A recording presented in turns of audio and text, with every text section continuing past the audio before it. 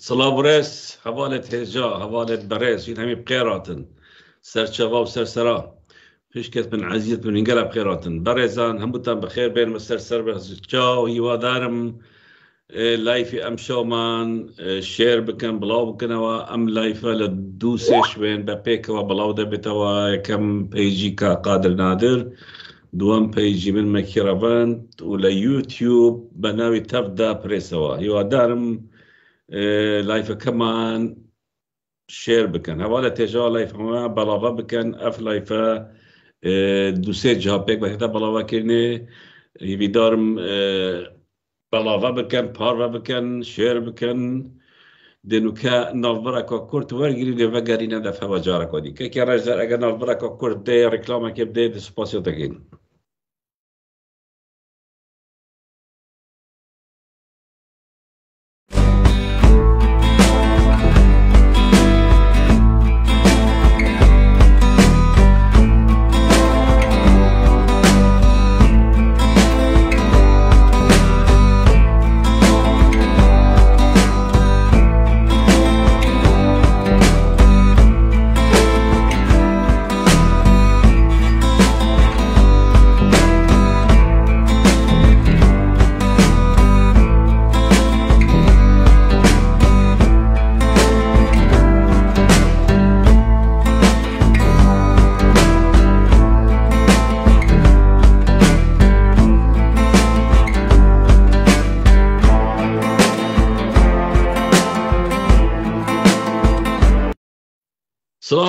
سلام ورس حوالت من عزیزت من هم بخيرات سرسرا و سرچابا دو بار هاتنیت خدمت آوادا دو بار هاتنیت حضور آوادا بابت ما افشوا وک ما گوتیل سه جها بلاوت بیت پیج کا قادر دادر و پیج مکیروند و اکاونت تفدا برزیل یوتیوب بابت ما افشوا سر دو خاله ایک یارش کرنال سر چالاکوان و روزنامه‌وان کرد کا قادر نادر دهیل سویده و چند کسک چوین سر مالایی هرش کیلی سر دو بر خدا نا زندانیان بهدین زندانت بارزانی لحبلیر و مانگرتنا واشخانه ایویدارم بابت ما شیر بکن بلاو بکن و هاوره خوش رویسان امشو سورمانجی قصه اکی سورانی و بهدین هر دو کی دو بابت من های امشو کباسی دکنه کمیان او هرش تروریستی دوینه که کرال سر قانون نادر لمالکی لاستوکهولم که چون چند کسیک هرشان کرده سری هولی ترور کردنیان دا شکر بخوا بسلامتا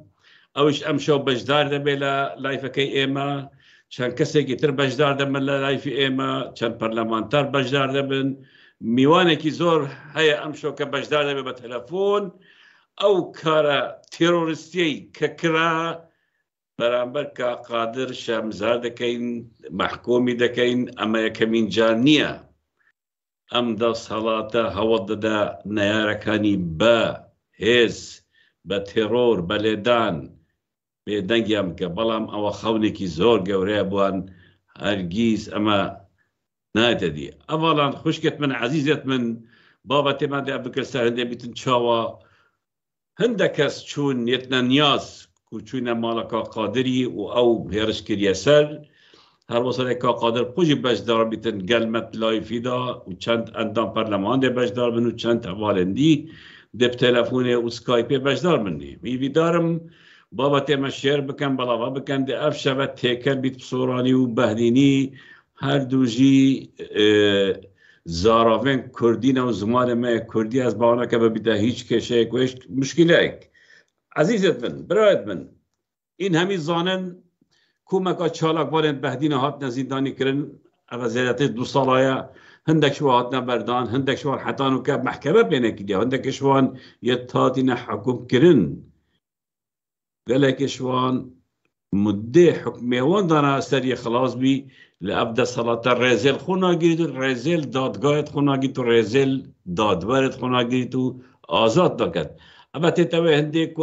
محکمه افدادگاه همی کارتونینه به قیمت اگر وا قیمت اکبا اگر کارتونینه وان دا بریارت وان رزل اگر افد صلاة یان اف حزبا کو دا صلاة دا امید بینیم مسعود بارزانی کورت خو و برایت خو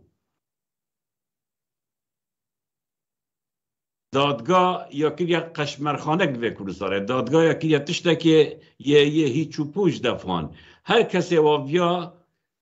دی تلفونه که بنا دادوره که اوی هنده سال حکمی بده اوی هنده سال دی بده اوی آزاد که اوی بر بده لو ما دی بین دادور عبدتوانه و او تشت دادور بیجن و دکن دیرش یاسای دیرش وسین دواب خاری لو ما دی بینین زندانیت بهدینا اوه نزیکی 27-28 روزاییت گراوا برسیبونه دا خانه ناخون وک خباتکا نیا مدنی زندانت بارزانی و نشان دادن که اف اراده من نه تشکاندم آخدت و اف اراده من نه تشکاندم زندانی کنم بلکه هوا جستمه زندانی کلیل هزر و بیرت مت آزادن و ام کسیت آزادی خوازین و ام داخازا گهرینت کین داخازا گهرین وی سیستم دکتاتور کین اول کردستان بروجت و سر 3 سالایه بحکم چکی و پاره و ترسه و گرتنه و ترور کردنه اوه دا صلاته گره کسیت گرتین گره کسیت ترور کرین اش سالانو تو ایکی ورا و حتی ویگا وی بصدانا کس کنه یارت وای سیاسی منن یت ترور کرین یت گرتین یت اشکنجه داین گله گش وایت روین کردستان بجهلای لی اف خباته نه تراوستاندن دنگ یاخی دنگ خدکی آزادی خواز الدفرا بهدینا روش بروجه بالانترنتت و روش بروجه بحيستتن يبحيز بيتن لما دي بينين اف حولت وايد ديباهي كي اف محاولة فيدا صلاة ديباهي كي كو نيارن خوين سياسي الدرب كردستان يجي حولا ليدانا وان رشك النسر وان حولا تيرور وان يهات يداناني ونمونت گلکن از خود سجاره محاولات گرم کردی که قادر یا چندی جار که رجدر یا چندین جار گل باید یکرینه که شوان هر واسا گلک کسی دی لام ناراوستین اف حولت وان اف محاولت وان اف کارت چپالت او برانبر آزادی خواز در به ولاد کن منا ترسینن بلکو اراده مسئلتت کن بلکو باوری ما بهسترد کن و امدت بردوامی صرفی خباته ام ده بردامش برکم ما باوریا پنده هی کو توید ملت ما آزاد ببید توید کو ملت ما رزگار بیتن دستین وان چتا و تالانچیا و گندرا دا اوه تالانچی نه اوه عبد کن یعنی کاره که چتایه بس چتا واد کری وقتی که داخل چتا چون سرکت کاروانچا دا و کاروانچیت گرتن و تشتواجه وارد گرت همان کار عبد کن اما هیچ اخلاقی که سیاسی یا عشایری یا کردی دستیدا سریدارین و دستیدا نمایا اف کسا ده هر تشت خوی پیروز فروشن بو چند قروشا بو چند دلارا یه ولات خود فروشن یه شرف خود فروشن یه هر تشتگی فروشن بو هنده پاره لما ام توید گلک طبیعی بینین کو اف خلکن آزادی خواست اوه دیجیبات راوستن دا خواست سیستمه که نیت کن گلک یا طبیعی بینین که ده اوه وانجی گرن زندانی کن یا ترور کن چل کردستانه چل دربه کردستانه اول دربه کردستانه بطایبتی و اروپا پینگا و کانی عبد کن که وی شکلی وی رنگی خلکی کرگرتی تینن و پارات دنه راست ما حدانو که چه دلیلت صد سرنین که اون لما چه مشکل گل کسی که البانی نينا ما تشكي مشكلة قال كسا افريقي نينا ما تشكي مشكلة قال كسا غير ولاد نينا كون بهذا التعداء ممكن الموالا ممكن انهير شبكة الزرمن اگر پارک ندابی توان و اول نپال دابن که بهن وانکار تیروریستی برانبر ما بکن اف چالاگوانت اوروپا ولا تجا خشکت من عزیزت من وقت بگوتی امشو چندین کس وردگرین وقت میوان که بجداری ام برنامه دبن که او کار تیروریستی که کرا برابر که قادر نادر شهمزاری دکن هول دادین لخلال ام برنامه دا چند کسی ورگرین مجموعه برادر خویان آماده کردوا هول دادین که بتوانین لگلیان حاضر بین کاک رجدر اگر کسی که دفتر جی حاضر بیت بلا بجدار بیتن او لیستان وایل دفتر و او جماره جی موادانا حواله تجا او جماره ماندانا ولا خواره و اوی بیاوی پیوندی بکه دتوانه پیوندی من لگل بکه ببورن ام جاره اما برگای کلاسیکی کون وقت دالین لایفی خوب من دکینوا چونکه بجداری خلق بان هیا راسته و خو داوای لێبوردن دەکەین کە هەندێک جار ئەوەستێن و قسەکانمان ئیتر دەبڕێ ببورن.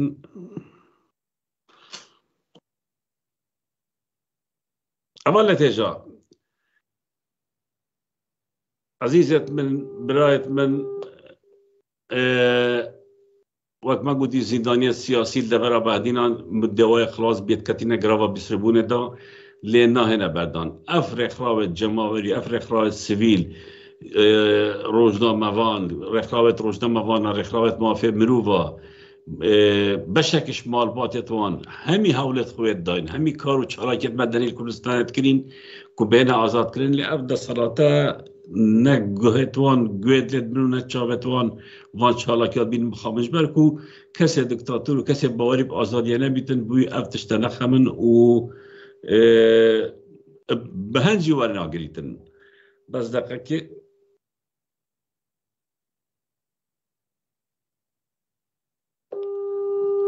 کاک سووران تەلەفۆنام مەکرد. کاک سووران بەخێر بیت. باشی کاک مەکیجان. سەرچۆم کاک سووران ئەوە لە پەخشی ڕاستەوخۆی بابەتەکەی ئێمەی ئەمشەو لەسەر هەوڵی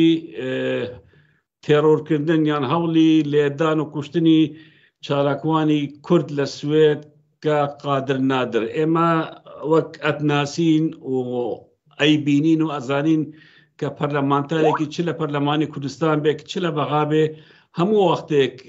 لەگەڵ دەنگی ئازاد بووی لە کوردستان هەموو وەختێک لەگەڵ خەڵکێکی بووی کە داوای مافی خۆی دەکا ئەم کریارە و ئەم کردارە چۆن دەبینی ئەگەر بوومان قسە بکەی مەمنون دەبین. بەڵێ سڵاو و ڕێزدم بۆ جەنابەت کاک مەکی و بۆ هەموو. ئەلو بەڵێ و زۆر ڕێزی تایبەتیشم بۆ کاک قادر تەمەنای ساغی و سەلامەتی بۆ ئەخوازم و حەقیقەت بەڵێ نیگەران بووم بەو هەواڵە و ئیدانەی بسم دەکەم کە بەسەر کاک نادر و ئەمەش بۆ ئێمە چاوەڕوان کراوە کە ئەوانەی هەڵوێستیان هەیە و ئەوانەی کاریگەریان هەیە بەقەدەر هەڵوێست و کاریگەریەکەیان بەرامبەری دەوەستنەوە ئەو چالاکی و هەڵوێستانەی کە بەڕێستان وە کاک قادر و چالاکوانانی تری مەدەنی لە دەرەوەی وڵات ئەنجامی دەدەن بۆ فشارخستنە سەر دەسەڵاتی هەرێمی کوردستان و پێشێلکاری و ستەمکاری و ناداریەکانی کە هەیە بە دڵنیاییەوە ئەمە کاریگەری هەیە و ڕۆڵی خۆی هەیە و لە هەمان کاتا باجیشی هەیە باجەکەی ئەوەیە کە دەسەڵاتێکی نادیموکرات دەستی بە هەر شوێنێ بگا بۆ ئازاردانی چالاکوانێک ڕۆژنامەوانێک سیاسیەک تەنانەت پەرلەمانتارێک درێغی ناکە و بە تایبەتتر ئەوانەی کە کاریگەریان هەیە لەسەر بە ئاگاهێنانەوەی کۆمەڵگە چ لە ناوخۆ چ لە دەرەوە و لەوە زیاتر ئەوانەی کە کۆمەڵگەی نێودەوڵەتی لە پەرلەمانات و لە ڕێکخراو نێودەوڵەتیەکان بە ئاگا دێننەوە لەوەی چی دەگوزارێت لە هەرێمی کوردستان ئەمانە فشاریانەکەوێتە سەر.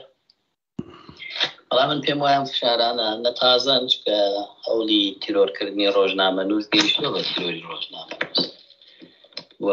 چالاکوانانی بادینان کە لە زیندانن لەسەر چی لە زیندانن لەسەر هەڵوێستەکانیان لەسەر ئەو بۆچوون و ناڕزایەتیانەی کە هەیان بۆ لە ناوچەی بادینانە لەسەرەوە لە زیندانن بۆیە نەک لە وڵاتێکی پێشکەوتووی وەکو سوید یا ئەڵمانیا یا هەر وڵاتێکی تری ڕۆژئاوا کە تا ڕادێک چاودێری و پۆلیس و پاراستنی مافەکان هەیە لە هەر شوێنێک ئەمان دەستیان بگا بەوانەی کە بە نەیاری ئەم ستەمکاریی خۆیان یەزانن درێغی ناکەن لە ڕوبەڕووبوونەوەی بەڵێ و تازەش نییە ئەم هەوڵانە هەوڵی تریش هەبووە و بەردەوامە جەنابی شتێکێک بووی لەوانەی کە هەوڵت بۆ دراوە و بەردەوامیشە و هەر کەسێکی تر کە خاوەنی هەڵوێست بێ ئەم دەسەڵاتە یا دەبێ ئەزبەنی بی یا قبوڵی نیت یا دەبێت تسلیمی بی یا نابێ هەبی. کاک سووران وەک جەنابەت خۆت پەرلەمانتاری عێراقی لە بەغدا ئەم شتەی کە دەکرێت هەڵبەت لە ئەوروپا بە تایبەتی حزبێک کە ئەم شتانە دەکە سمعەتی کورد سمعەتی ئەتوانین بڵێن هەموو ئەو حزبانەی کە لە بەشدارن عملی سیاسی شتێکی زۆر خراپە سمعەتیان دەشکێنێ یعنی ئێوە وەک ئەندامی حزبێکی دیاری کرا و ئەندام پەرلەمانی عێراق ئایا ئەو شتانە ئەو حزبانە چی دەڵێن کە هەوڵی تێرۆرکردنی نایارەکانی سیاسی خۆیان دەدەن لە دەرەوەی عێراق یعنی ئەوە دەچیتە هین دەچیتە خانەی تێرۆر لە ئەوروپا باجی زۆر گەورەیە زۆر گەورەیە یعنی ئێوە قسەتان چێ لەسەر ئەم بابەتە؟ وەڵا کاکمەکی حتمما دەسەڵاتێک نادیموکراتە پەنابا بۆ هەموو شێوازەکانی سەرکوت و دەمکوت و تەنانەت تەصفیەی جەسەدی و تیرۆری جەستەیش بەداخەوە دەیڵێم کە دوای 30 ساڵ حکومڕانی باشووری کوردستان جۆرە حکومڕانیەکە کە تەماشای راپۆرتە نێودەوڵەتیەکان بکە بزانە سومعەی هەرێمی کوردستان و دەسەڵاتەکەی لە ڕیزبەندا لەکوێی پێشێلکارەکانی مافی مرۆڤ و ڕۆژنامەنووس و چالاکوانە لە ڕیزی پێشەوەیە بڵێ و لە ئاستی ئەو وڵاتانەیە کە بە شوێنی مەترسیدار بۆ چالاکی مەدەنی و کاری ڕۆژنامەوانی وەسفەکرێ و ئێمە چەند پارێزگامانەیە ئەوەندە ڕۆژنامەنووسیایە تیرۆر کراوە لە پارێزگایە ڕۆژنامەنووسێک تیرۆر کراوە بۆی کەی تر دەمکوت و سەرکوت بێ بۆ کەسێکی تر بڵێ لە دۆک هەولێر لە کەرکووک لە سلێمانی یعنی ئەوە مێژوەیەکی زۆر پیسیان هەیە و خێناویان هە بەرامبەر ڕۆژنامەنووسان تێرۆرکردنیان جا ئامانج لەمانە تۆقاندن و ترساندن و دەمکوتکردن و بێدەنگکردنە بەڵام لە ئاستی عێراق و لە ئاستی نێودەوڵەتیش و بە پێی هەموو ئەو راپۆرتانەی کە پێشێلکاریەکان تۆمارە بێتیدا بەڵێ هیچی بوون نابێ سەرە ڕای جواب سەرە ڕایکردنیشی کە بڵێن ئێمە نین و ئێمەوانین بەڵام بەڕاستی هەرێمی کوردستان سومعەتی بەدەست ئەم پێشێلکارانەوە بەدەست ئەم نادانەوە بەدەست ئەم ستەمکاریەوە دەمێکە لە بین براوە بەڵانە بە تەنگ سومعەتی هەرێمی کوردستانەوە نین تاکو پێشێلکاری نەکەن یاخود بەر بە پێشێلکاری بگرن یا پێشێلکار سزا بدەن بڵێن ئەمە لە دەرەوەی ڕێسا و یاسا و پرانسیپی ئێمەیە و پێشێلکاریە و سزاژ هەیە بۆی و قبوڵیشی ناکەین بەعکسەوە خۆیان پێشێلکارن خۆیان موسساتیان هەیە بۆ ئەم جۆرە کارانە مەترسیەکە ئەوەیە کە موسساتی دەوڵەتی ئەبێ بۆ پارێزگاری لە کیانی ئەو وڵاتە و تاکتاکی ئەو میلەتە و ئازادیەکانی لە کارابێ کەچی ئەمانەی ئێمە بەعکسەوە کارەکانیان بۆ سەرکوتە بۆ دەمکوتە بۆ تۆقاندنە بۆ بێدەنگکردنە بۆیە من پێم وایە ئەمەژە چێتە سەر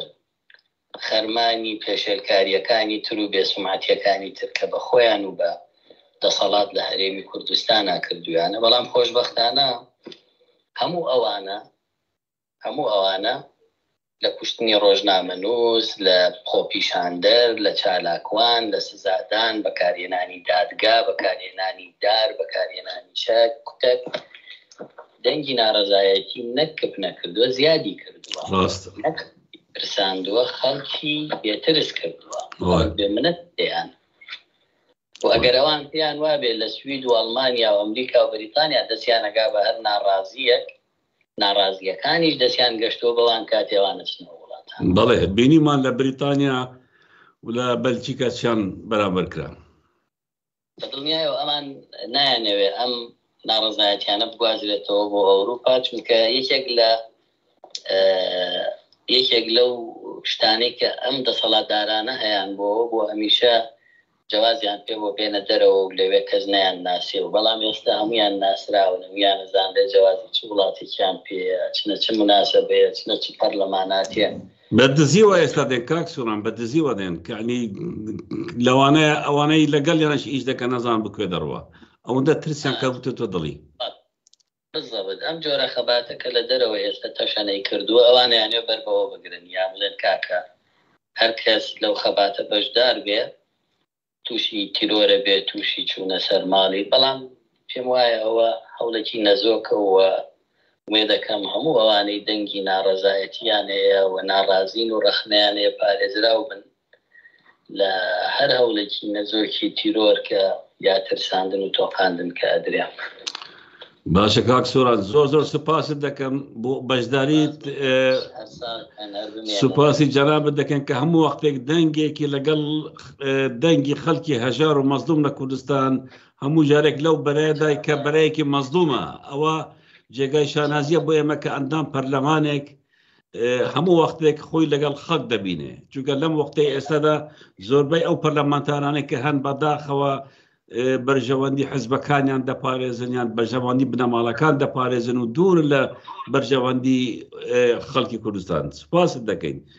سپاس بۆ ئێوەش وەڵام من کۆمنتێکیشم بۆ کاقادر نووسی وتم کاقادر ئینشەڵڵا ئەمێنین هەتا کەوتنی ئەم ستەمکارانە ئەبینین دوای چیمان لێ دەخینە ئینشاءڵڵا ئینشاءڵڵا هەمومان بە چاوی خۆمان دەبینین سوپاست دەکەین کاک سووران هەربژیت سپاس بۆ تۆ شەروا ئەوالێت هێژە هەواڵێت بەڕێز وەک هین دزانن و هین دبینن لێکا قادرجی ئەف شەوە هێت بەشدار بیت و دێ سەروێ هەوڵێ ئاوتن ئەوەلگەر هاتیەکردنێ طبعا وەکمە گوتی ئەگەر ئەف هەولێت وان بەردام یا هەولێت وان و کوشتن عنی هەرەشێت وان و لێدانەوان مە ناڕاوەسیت ئەم بێدەک نابین بەلکو ئەم یەت تونتر لێتین ڕۆژ بە ڕۆژێ چاڵەکیت مێت بەرفرەتر لێتێن و مەزنتر لێتین مە ئەوروپا بۆ کریە جەهنەم وەختێکی وا بەحەش دیت یعنی هەر وڵاتی ئەو تێرە دەبینین چاڵکوانێک دوو چاڵکوان یل بەرامبەر وان ڕاستیانی وێل هیڤیاوان و وەڕە سواتکەن و شەمزاتکەن ئەگەر کەسێکی دی هەبیتن کاک ڕەشدەر ئەم شێن وەگرین کاک ڕەشدەر کەسێک دی هەیە بێریڤان بەرگارەی سەرچاوە بێریڤان خان تو گەلە بخێراتی سەرچاوە ئەلو بێریڤان خان طبعا دەنگێ بێریڤانی نەکاک ڕەشدەر بێریڤان ئێکشوا زیندانیت بەهدینا بوو ئێکشوان کەسا بوو کو هەندێک چالاکیە دا بەشدار بوو داخوازە بایکوتکردنا کرینا کەل و پەلن تورکی کرد و هەروەسا بەشدار بوو چالاکیە دا کو پاشکەفتێ موچەی نەمینیت و لەگەڵ خەلکێ کوردستانێ و ئێش و ئەلەمێتوا بوو ئەو بوو هاتە گرتن شلای بێدە سەڵاتێڤە و مخابن نزیکی ساڵ و نیوێ مات سژنێڤە دادگای هاتە کردنێ و حکم کرد و هاتە بەردان نها جی هاتیە سلێمانی و سلێمانیت جیتن جبەر کە هەندێک لێدوانێت ڕۆژنامەڤانیە داین جارێکا دینەشە پشتە هەولێر هێ و دووکێ کاک ڕەشدەر ئەگەر بێریڤانە حازرە بڵا کەرەم کە دەنگێ وێ نایەتە من دەنگ نینە کاک ڕەشدەر فەرموو کاک ڕەشدەر با داخڵ بێ بەس دەنگی نییە کاک ڕەشدەر دەنگی بێ نوکەتێت هات بێریڤان خۆت بخێر هاتی سەرچاوێت بتوگەلە بخێراتی بێریڤان تو ئێکشوا زیندانیت دەبەرە بەهدینا بووین زیندانیت ئاسایشە هەولێرێ و نوکەت و دووبارە یان سلێمانیە و ترس سەرتایە کو تو بەگەریە هەولێرە و دووکێ تو سەبەب چییە کو تو نوکەنە هێجارێکا دی بچیە هەولێرە و دووکێت ترس سەر چی هەیە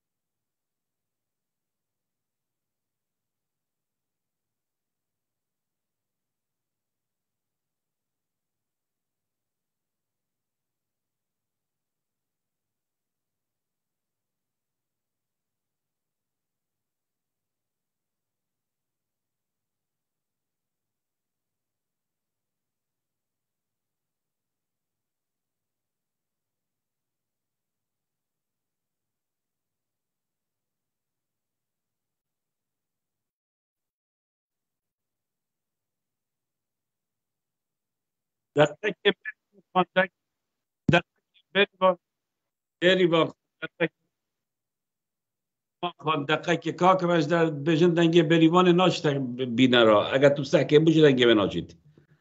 اهمیت نویسید دنگه به ناشت بینه را کاکرش در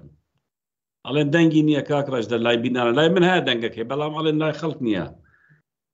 اگر اوش چاره سرکی کاکرش در باشا كاك او كشا حركه شكاك بيريفان خان دنجنا ولا بيناران بيريفان خان ام دي زبرنا بدهتا جارك ودي ام دي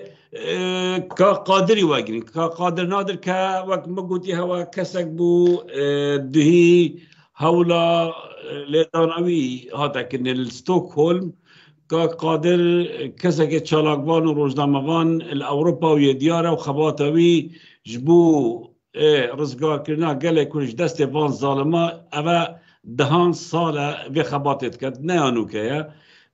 قادر هیچ کشه شخصی گل کسی که دیدن کشاوی آمازن مشکلاوی آمازن اما اف دردو نخوشیت ملت مته دا خباته که باب کد حول بدد ملت مبخوشی با آزادی بجید اگر که قادر حاضر ابحث کنی و گیری که کرش در که قادر اگر حاضر آباده باوری گرین بيريفان دواي داخل لكن كاكراج در چوكا بيريفان دنگي لاي من هبو بلام لاي بينر نبو كا قادر بخير بيت زور سپاس كاك مكي كا قادر پیش 2 سال هولي كان لقل من دا دواي اول لقل كاكراج در استاش لقل تو طبعا ام دا صلاتتو زي خيالية وازاني كهولي اللي دان يان كوشتن يان هناك يلا قال اما كنت اما اترسين وبيدنك دبينو اتشنا مالي خمان دارشين يكب جا سلامتي تو كشكر بخوا بسلامتي او هولي دويري لقلتو دا طبعا شهمزاري لكين ام برنامج ما كردو توا تايبت سر اويا لقل ما قلتني زيدانا كاني بهدينان زوزر بخير بي يتر بايك بخوت وفرمو قسبك زور سپاس کاک مکی و سپاس بو کاک رزدریش که لپشتره سپاس بو همو جوگرو بینرو و داولی بردن همو او رای خوش ریستانه دا کم کامرو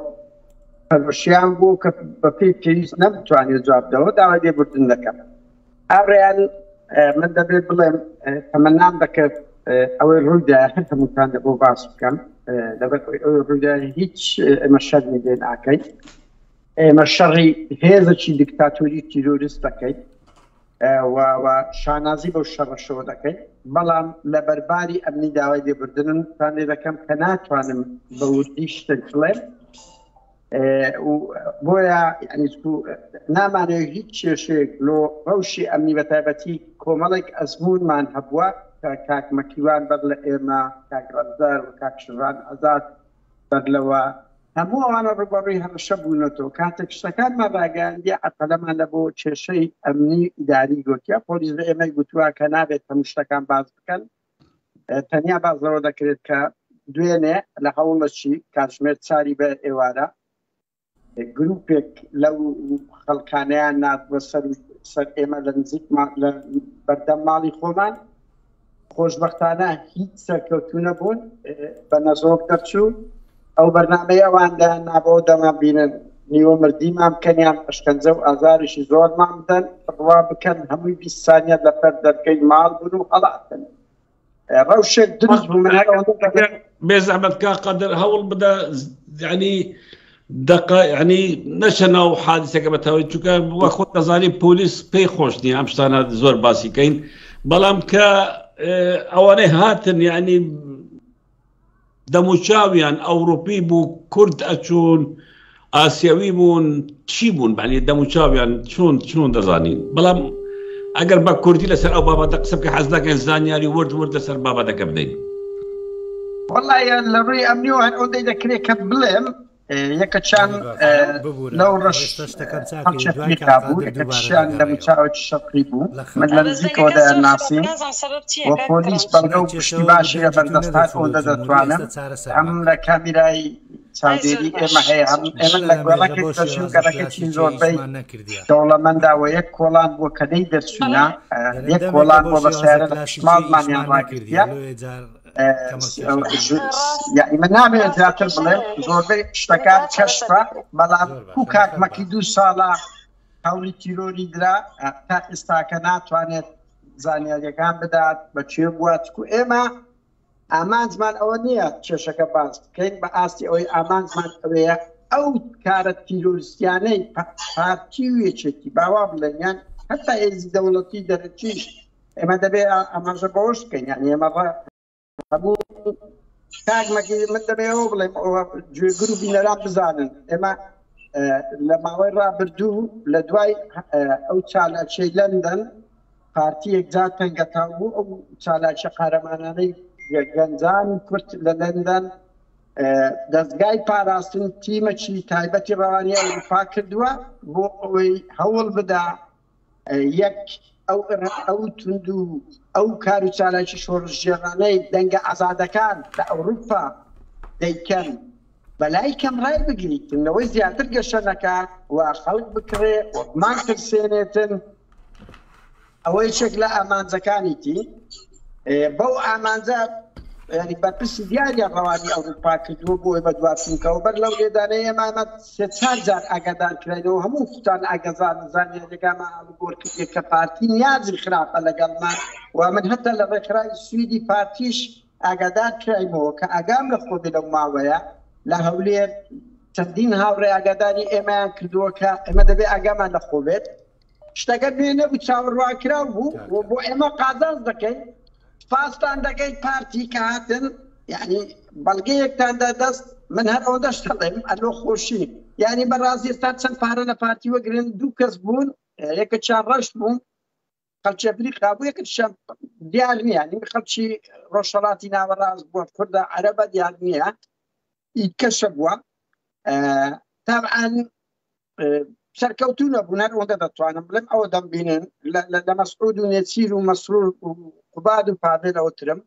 هەڕەشەی پارتیمان یەکجار زۆر لۆهات بوو تەعزیرەکان نەگیەک بڕوا بکەن 4 جار لەو 2-3 مانگەی بۆ ئێمە گوتراوە کە ئاگادارمان لەخۆ بێ بۆیە گومان لەسەر پارتی لە هەمووان زیاترە لە سەرچێتیشە بووە بەس دەکرێت ئەمە شەڕی مافیاکانمان کرد لەو ماوە و ئەزانی هەندێک مافیا هاتوونە سوید ئەوانەی کە ئیشمان لەسەریان کردووە لەو ڕوانگەوە هاوڕێیان ئەوان ئامانجیان ئەوەیە من دەمێەوە بڵێم بمان ترسێنن یەک ئامانجیان لێدانی قادر نەبووە لێدانی مەکی و ڕەنزەر و شیڤان و ئیسماعیلسیان و دەیان کەسی تر نەبووە ئەوان ئامانجیان هەیە ئەو حەرەکەیە ڕابگیرێ کە لە ئەوروپا تەنجی پێڵچنینە کە ئەوروپا نیمچە ئازاد کرایە بۆیە لەو ڕوانگەوە دەیانەوێت دەست لە بۆ هەموو شتێک بن کە بۆ ئێمە باشە بڕوا بکەن ئێمە چۆن دەتوانین بە ئەوروپیەکان برێن پارتی هێزەکە وەکو داعش تیرۆریستە ئەگەر بەڵگەی وامان لە دەست نەبێ ئەوان دێن لەو پایتەختی دیموکراتیەتەکانی دنیا دێن دەستمان بۆ دەبن هەوڵی کاری تیرۆریستی دەدەن ئەوە بۆ ئێمە قووەتێکی زۆر دەداوە بەڵگە دەداتە دەست و ئەوروپیەکان ئەگەر لەسەر سەدان تیرۆری ڕۆژهەڵاتی ناوەڕاست و کوردستان قسە نەکەن بەس ئێمە هاوڵاتی سویدین و لە وڵاتە دەژین ئەمنیەتی ئەو وڵاتانە ئێستا کەوتوتە خەتەر بۆیە بە ئەو نقطەیە زۆر دێنە پێش حرەکەی ئۆپۆزیسیۆن لە ئەوروپا وەکو گوتمان ئەوەندە بەهێزە بەڕادەیەک وەی کردیە مەسرور و مەسعود و نێچیر و پاڤێل و قوباد ناتوانن دیدار بکەن بەدزی دێن مەسئولەکانیان پێشتر وەکو خۆشتان کاکمەکی گوتان ئەمنی ئەوەیان وا بوو بەڵام ئێستا ناتوانن یعنی بە پیاسەیەک بێن بە خێزانی ئێمە ئاگاداری چەندین جار خودی مەسعود بارزانی خودی مەسرور بارزانی بە خێزانەوە لە ترسان شوێنی جێگۆرشێت پێکردی بێگومانەوانیش کاردانەوەیان دێ بەس کاردانەوەی وان دەمێ ئەوە بڵێم هاوڕێیان ببینن ئێمە چەند بە خەباتێکی مەدەنی جوان بە تەلەفۆن بە سەجادە توندی توشیەکانمان ئەو پەڕی هێلکە بوو بەڵام ئێوان ئەرهاب گرتن کوشتن لەو ئەوروپایەوە بووە ئەوەش دەلالە لەوەکە و هێزانە ترسنۆکن هیچیان پێ نییە هیچیان پێ نییە جگە لە ترس و تۆقاندانێ بمان ترسێن شەرم نییە گەنجێک لە کوردستان لە زاخۆ لە دهۆک لە گەرمیان و لە هەڵەبجە و لە هەولێر و دهۆک و سلێمانی لە بەرامبەر ئەو دەسەڵاتی بچەقی ئێمە لە ئەوروپای لێیان بترسێن بە هەر هەڕەشەی کوشتنمان لێ بکەن بعد بێنە بەر دەرگاکانی ماڵمان شەرمە گەنج ئەو هەموو گەنجە قارەمانە لە زیندانی بادینان نمونەی بەرخودانی مەزلوم دۆغانی بوونە. ئێمە لە ئەوروپا بترسێنەوەنا بەدوو منداڵ بەدوو مافیا بەدوو چەتا بەدە ئەوە قەت لێیان ناترسن دڵنیا بە پارتی و من بەس یەک خاڵی کەس دەڵێم دەمێکە پارتی ئەوەی کردو بەڵام ئەوەی وای کردێ بەڕێی من کە ئەو پرۆسێ زیاتر بێتە پێش ئەمە دامان نابوو کە ئەو پرۆسێ لەگەر ئێستاش بەردەوام دەبی پارتی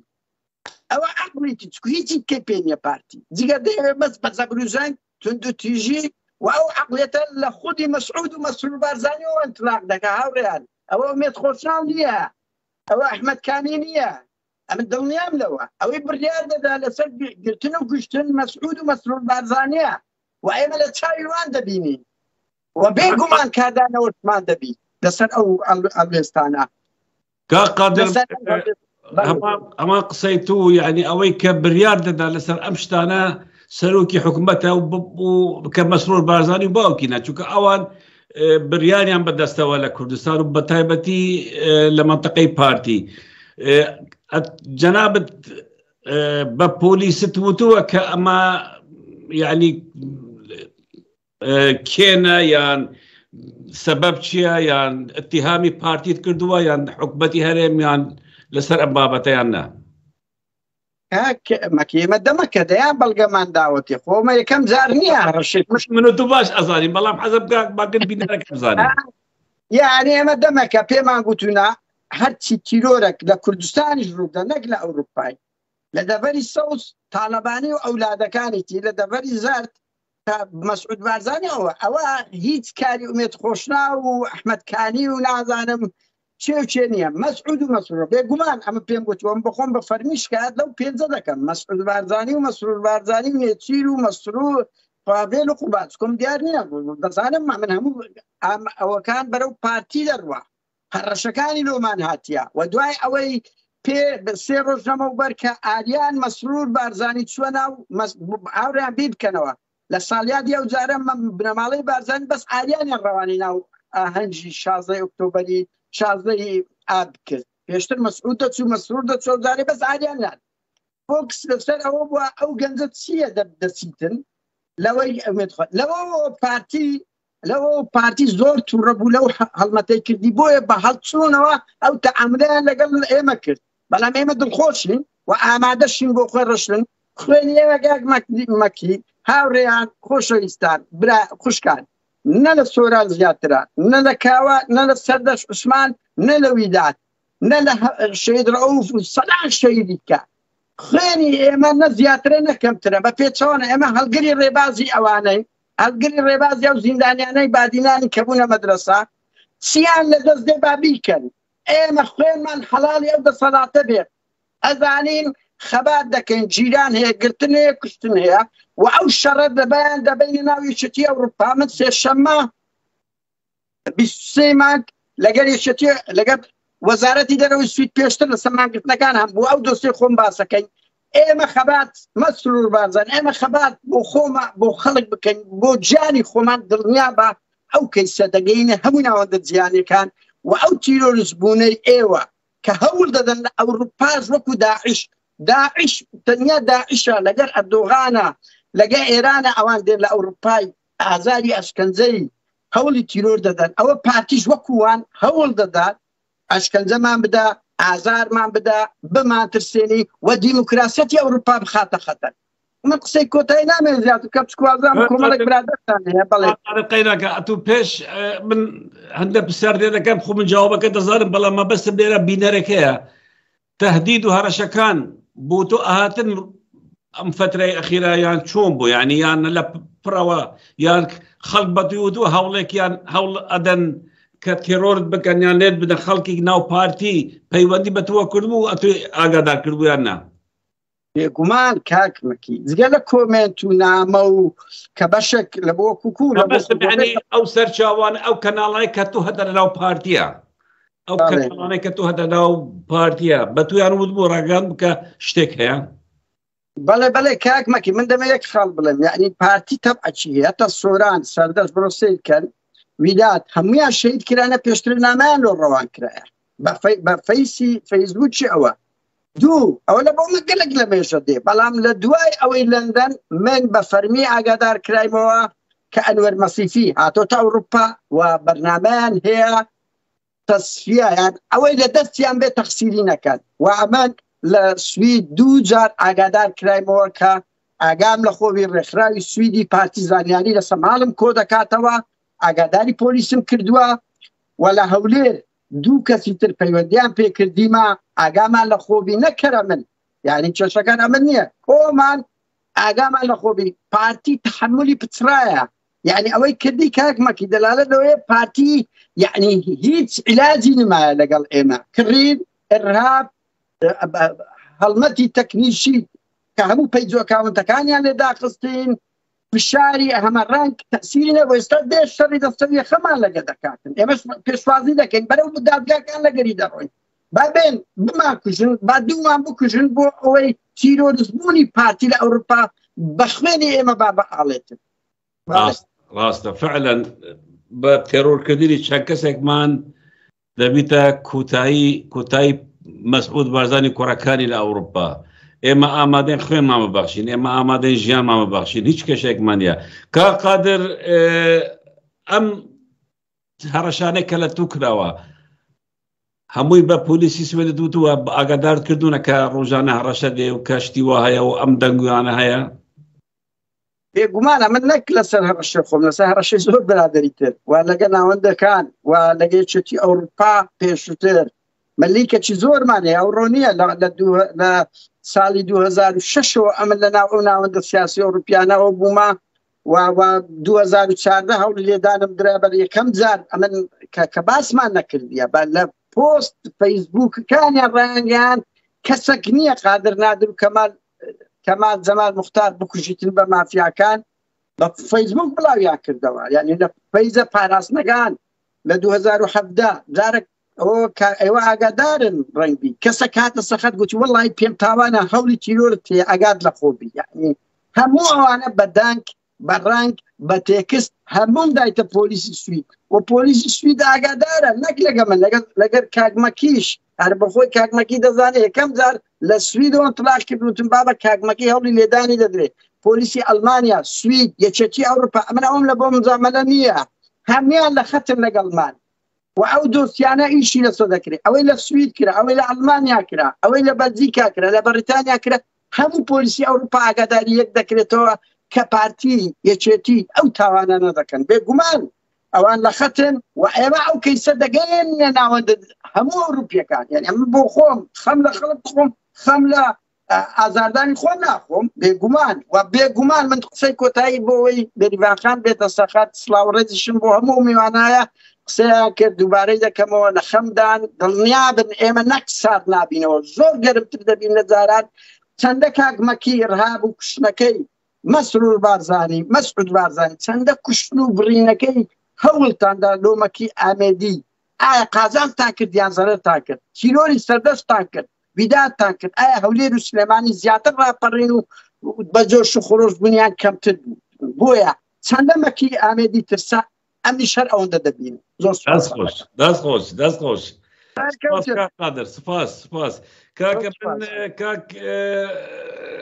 قادر سپاست دەکەم بوو بەشداربوونت زۆر کەس هەوڵی تەلەفۆنکردنی داوە دکتۆر خالب دەمێکە تەلەفۆن دەکە ئێستا ئەگەر بێتە سەرخەت دکتۆر بەخێر بیت چوونی برا باشی کاک دکتۆر غالب ئەوە بابەتەکەمان لەسەر هەوڵی تێرۆرکردنی کاک قادر نادرە لە سوێد لە ستۆکهۆلم کە دوێنێدرا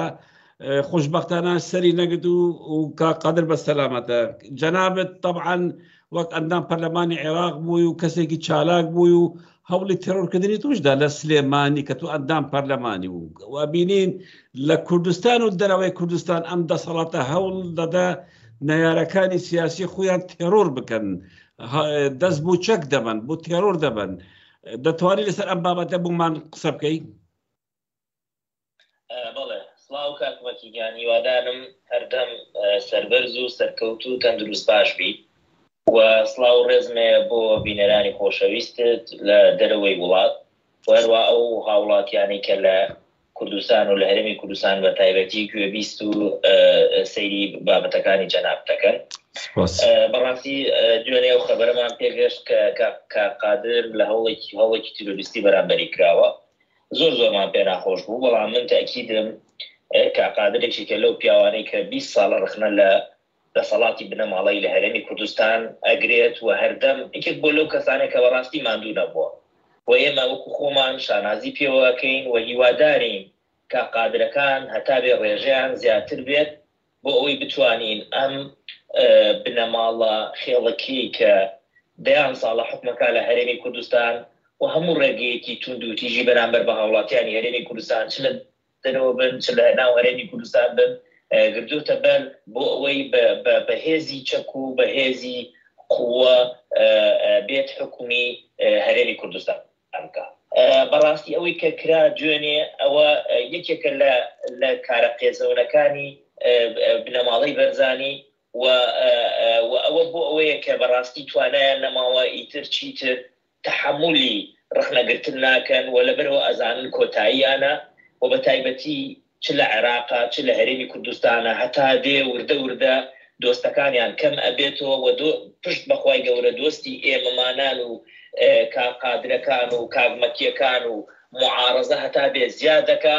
و هەتا دێ خەڵک تێ ئەگەی کە ئەمانە بایی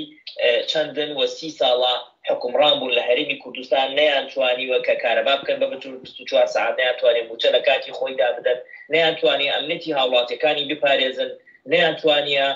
ئەو هێزەی کە لە هەرێمی کوردستان هێزی تورکیا و هێزەکانی تری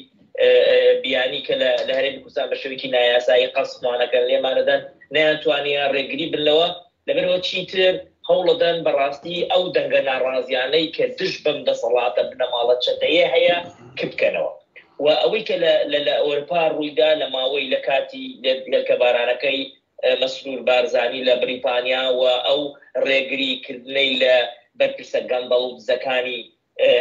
یەکێتی و پارتی کە دەڕۆن بۆ ئەوروپا وەکو جاران ناتوانن بە دڵی خۆیان جوڵە بکەن لەوێ وە کۆڕکەت وە سیمینار بکەن و قسەی زل بکەن و باسی هەرێمی کوردستان بکەن. ئەمە وە لەگەڵ ئەوەشدا و تەلەفۆنانەی کاک قادر، کاک ئیسماعیل، کاک شوان، تەلەفۆنەکانی جەنابت، باس و خواستەکانی جەنابت کە بەڕاستی مەجموعەیە معلومات گرنگی تێدایە کە ئێمەمانان تا ئێستا نەماتوانێت بگەینە ئەو معلوماتە چکە جەنابت نزیکی لەو دەڤەری بارزان و خۆشتزانی دەڤەری بارزان ئێستا وای لاتووە هەرەوە ماوە سیاجی بکەن و یعنی کەس نەیەڵم بڕاتە ناویش. هەر بەڕاستی ئەمە وای کردووە کە تەنگە نەفەسیەکیان پێوە دیارە و ئینشاءڵڵا ئەم تەنگە نەفەسیە بێتە کۆتاییەکانیان و کاتی خۆی حکوومەتی بەعسیش لە کۆتایی عمریا زۆر زەختی لە هاوڵاتیان نەکرد، دەنگی ناڕازی کپە کردەوە و ڕجومیە کردە سەر دەنگە ناڕازیەکان، هەر کەسێ قسێکی کرا بەزوو پەلەپەل ئەیانگر بەس بۆ ئەوەی ناڕازی گەورە نەبێت، بەڵام لە کۆتایە سەر خۆی خوارد. من تاکید مەمە سەری عایلەی بەرزانی و تاالبانیش ئەخوان و سەرەتای یعنی هەر بەڕاستی ئەم مەسەلە تیرۆرکردنی هاوڵاتیان، تیرۆرکردنی دەنگە ناڕازیەکان، وەڵکوتنانە سەری ماڵی خەڵکو و ڕفاندنی دەنگە ناڕازیەکانی بادینان و لە کۆتایە ئاخر جار کە ئەمەی کە بەرامبەر قادرکراوە ئەمە هەمووی یەک لە دواییەکە و ئەمە تووڕەیی و کاریگەری قسەکانی کاقادر و کاگمەکی و ئەو گیراوانەی بادینان و ئەو کارانی کە لە ئەوروپا دەکرێت و ئەکا تەسیری زۆریان لێکا لەبەرەوە ئەمان ڕەدڵفعلەکانیان وایە. یعنی هیچ کەسێک هیچ لایەنێکی سیاسی ئەوەندە بێ عەقڵ نییە بێ پەلامار برا لە ناو خاکی ئەوروپا پەلامار دەنگە ناڕازیەکان بدە. ئەگەر هاتوو ئەم دەنگە ناڕازیە زۆر قەڵس نەبوون پێی، ئەم دەنگە ناڕازیە وای لێیان نەکرد بێ کە خەویلیان زنهار کردووە بێتاقەت بوون کەکەوایان لاتۆ مەسئولەکانی یەکێتی پارتێز ناتوان ڕقم تەلەفۆن جواب بدەنەوە لەبەرەوە ترسم بزان نەک کاک قادر بێ، نەک کاک ئیسماعیل بێ، نەک کاک شومان بێ، نەک جەنابت بێ، نەک کاک ڕەنج بێ، ئەمە وە برادرانی تریش بەڕاستی یعنی ئەمە وای کردووە کە بێزار بوون لەبەرەوە دیان پەلامارتانەدا و ئەمە ئەیانەوێ بەڕاستی کورت و مختصری ئەم پەلاماردانە بۆ بێدەنگکردنی ئێمەیە، بەڵام بێدەنگ نابین خۆت دەزانی معارەزەی حەقیقی نەمێنێ. ئەمە بۆ ئەوەیە کە ئێمە تەسلیم بین، دەیانەوێ یان بانکوژن یان تەسلیم ناگەن، بەس تەکید بە ئەم ڕێگی ئەم تیرۆرانێک کە بەرامبەر ئێمە ئەکرێت بەڕاستی توانە و قودرەتی ئێمە زیاتر ئەکات ئەگەر بە مردنیشمان بێت. یعنی تەبیعیە قەی چێکە یعنی ئێستا ئێمە لە گەرمیانە کات كاوە گەرمیانی شەهید بوو بەڵام دەیان کاوە گەرمانی تر هەیە لە گەرمیانە لەسەر ڕێبازی کاوە گەرمانی شەکە و لە هەولێر هەروە لە شوێنەکانی تروە یعنی زۆر گرنگ نییە بەلامانەوە یعنی ئەگەر ئێمە بمرین یان بکوژرێن یان شتێکمان ببێ گرنگ ئەوەیە توانی وانە ئەوەندە مەلەف لەسەریان بجوولێنین سەتان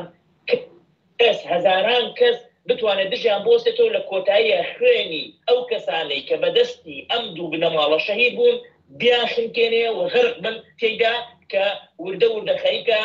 بکۆڵە مانگە شۆگارە حەسەن ئەو وردە خەریکە شتەکان دەرەکەوێت. دەست خۆش دکتۆر بەڕاستی ئەو خەباتەی ئێمە لە ئەوروپا دەکەین درێژە پێدانی خەباتی ئێوەیە لە کوردستان ئێمە کەتان بینین وەک ئەندام پەرلەمان یان کەسانی یاخی و معارزەی کوردستان لە ناو جەرگیان و خەبات دەکەن ئێمەش هەماشت لێرە هەست بە مەسئولیت دەکەین و بە ئەرکی خۆمان دەبینین کە ببینە بەشێک لە خەباتی ئێوە. دکتۆر گیان من زۆر سوپاست دەکەم بۆ بەشداریکردنت بۆ پشتگیریکردنت بۆ محکومکردنی تۆ بۆ ئەم کارە چەپەڵانەی بنەماڵەی مەسعود بارزانی و تەڵابانی کە دژی نایەکانی خۆیانی سیاسی دەکەن لە ئەوروپا بەڵام دڵنیاین کە ئێمە بەردەوام دەبین دڵنیاین کە ئێمە سەر دەکەوین و پەشیمان نەبین و ڕۆژ بە ڕۆژ ئێرادی ئێمە بەهێزتر دەبێت ئەگە قسەیەکی کوتایی هەیە فەرموو و سوپاست دەکەین. والله کاکمەکی سپاس دەکەم هیوادارم هەر بەردەوام بن و بەڕاستی ئێمە شارازی بە ئێوەکەین ئێمە ئەگەر ینی شتێکمان هەبێ بەڕاستی لە ئێوەی وەرئەگرین و لەبەر ئەوە هیوادارم بەردەوام بن و بە پشتیوانی خۆی گەورە بە پشتیوانی ئێوە و پشتیوانی هاوڵاتیانی هەرێمی کوردستان ڕۆژێک دێت هەموو جارێک وتومە ڕۆژێک دێت سەری عائیلەی بەرزانی و تاڵەبانی لەژێر پێی خەڵکە ئابینی ئەواتە خۆشترین ڕۆژە لە ژیانمان و هیوام لە شتاقی و سەلامەتی و تەندروست باشیە بۆ کاقادر و بۆ ئێوەی خۆشەویست و هەردەم بەردەوام بن و هەردەم سەرکەوتو و سەرفراز. زۆر سپاس دکتۆر غارەت زۆر سپاس بۆ بەشداریت سپاسی دەکەین. سپاس ئەمانەتیش ئەگەر بێریوانە حاضر بیت ئەمت ئامادەینە هەلبەت هەواڵان ئەم بەرنامەی ئێمە ئەو شەو لەسەر هەوڵی تێڕۆرکردنی کا قادر نادرە هەروەها لەسەر زیندانیانی بەهدینانە و ماگرتنیان نزیکەی 25 ڕۆژە فەرموو بێریوان خان ئەگەر لەسەر خەتە بە داخل بێ سەرچاوم بەخێر بێت بەخێر بێ بێریوان خان کەرەم کەمە بێ ئەم ئاخفتین دەنگ فەرموو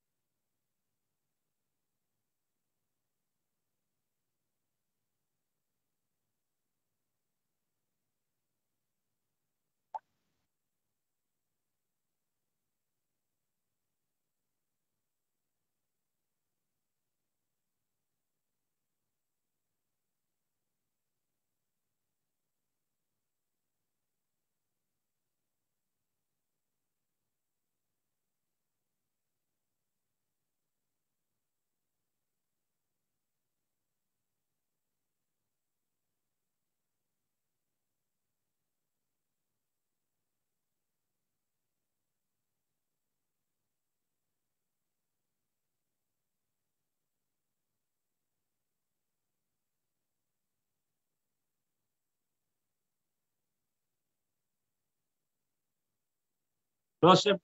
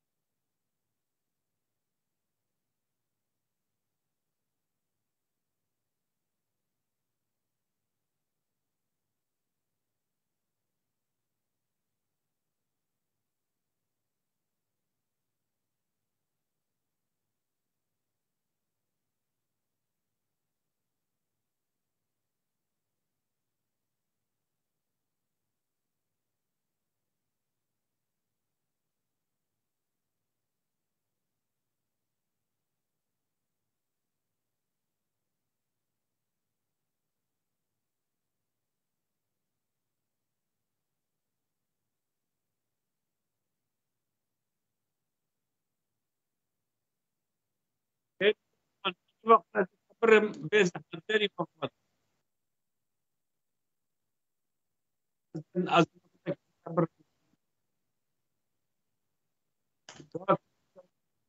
كاكرج دنگی ناروا دنگی ناروا كاكرج در دنگی ناروا لای بینر دنگی نیا ناچاریم ببرینەوە چونکە دەنگی نییە لای بینەر دەنگی ناروا لای بینەر کاکرج دەرەبێ ئەو دەنگەت و کۆنتڕۆڵکەی کە میوانە قسە دەکە دایکی دەبێ لای بینەرە بە یەکسەر بۆ ئەستێنی چونکە ئەو بێریڤان خانەوە دووەمین جارە قسە دەکە و دەنگی نەبوو لای بینەر یعنی ئەبێت تو لەبێت کۆنتڕۆلی دەنگ بکەیت کاکرج دەڕەخنەت لێ دەگرم ئەزانم ماندووی هەواڵێت تێژە هەواڵێت بەڕێز خوشکت بن عەزیزت من بابەتێ مەلسەر هەندێک و مسعود بارزانی کوڕێتوی تایبەتی مەسرور بارزانی کە سەرۆکی حکومەتەیە و وەیسی کە بەرپرسە دەستگەهە تێڕۆرەیە دەستگەهە ئەوی پاراستنەیە ئەون بەرپرسیارێت ئێکێ بۆ هەوڵێت و دژی مە هەولێت دژی ما تێنەکردنێت ئەوروپا وان چالاکوانە لێ ئەم سوزێ دەینە خەلکی خۆ کو ئەم پەشیمان نابین و ئەم پاشەکە زێداگەین و ئەم دێت بەردەوامی سەروێ کار و خەباتە خۆ ئەو نەشێن مەپڕاوەسین کاکرەش دەر بڵات ژمارە تەلەفۆنەمە بدەوێ بڵات تەلەفۆنەمە بکەن و بەشدار بن بە قوربان ئەگەر دەنگ چێ نابێتن ژمارەمە بدێ و بڵات تەلەفۆنەمە بکەن و دێ بەشداری هین دەبن کاکرەش دەر هەواڵێت تێژە مەسەلا بابەتێ زیندانیا ملڤێرە ڕەخنەکە ماڵباتێ زیندانیە شێلازەیە هەیە حەسکە فێرە بێژم زیندانیە شێلازێ کە بڕاستی قەهرەمانێت مەزنن کەسێت خۆراگرن یعنی ئەو ڕوحیەتە بەرخودانێت لەفۆهای لەف کەسێ نینە زیندانێدا ئەس هێویدار ماڵباتێت واژە ئاستێ بەرخودان و زیرەکی و قەهرەباجا پڕێت خوبن ئەوێ زیندانێدا بەری چەندێکی چوو سەردانەوا کرد بوو کۆنگرێکی ڕۆژدام ئەڤانیل هەولێرێکی بوو ماڵباتێ زیندانیا هەمی کۆم بوون گەل پارێزەرە و کۆنگرێکی ڕۆژدام ئەڤانی هاتەکردنێ لێ مخابن ماڵباتێ زیندانیên شێلازێ ئامادە نەبوون توی کۆنگرەیدا بەشدار بن ئەڤە خاڵێکا لاوازت لەفان ئەس هێویدارم ئەو ژی وەکی هەمیەت دی کوڕێت خۆ ببنە خودان برایەت خۆ ببنە خودان ji ber ku we hindek qehremanê tên we hindek şêrê tên ku wê daxwaza mafê hewayê kirî û daxwaza mafê miletê Kurdê kirî bêca geleka kirête malbatê hindeka sist û pistiyê bikin û nehên bo mîdyayê babin û ji tirsê partî da endê partî zete çil heweket kurêt hewayê girtîn bê heq kurêt hewayê hikûm kirîn bê mehkemeka kartûnî her tiştê xerab eger kurêt hewa kirî kurêt hewa birayet hewayê ketîne mangirtinê da xanê naxwin amadene jiyana xwe kene qurbanî bû vê qeziyê tu wî netirsî tu wî daşer gel mehamî birawistî û bavî kagrajder eger kesekî dî heye bila pirêka telefonê bejdar bît gel min telefona min bidevê da bejdar bin û da dal ser daxilî bernameyê bikeyn kagrajder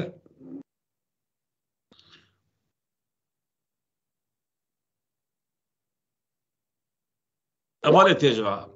ئەوالێت بەڕێز وەکین هەمید زانن پارتی دموکراتی کوردستان کە دەسەڵاتە کوردستانە دەستێوادا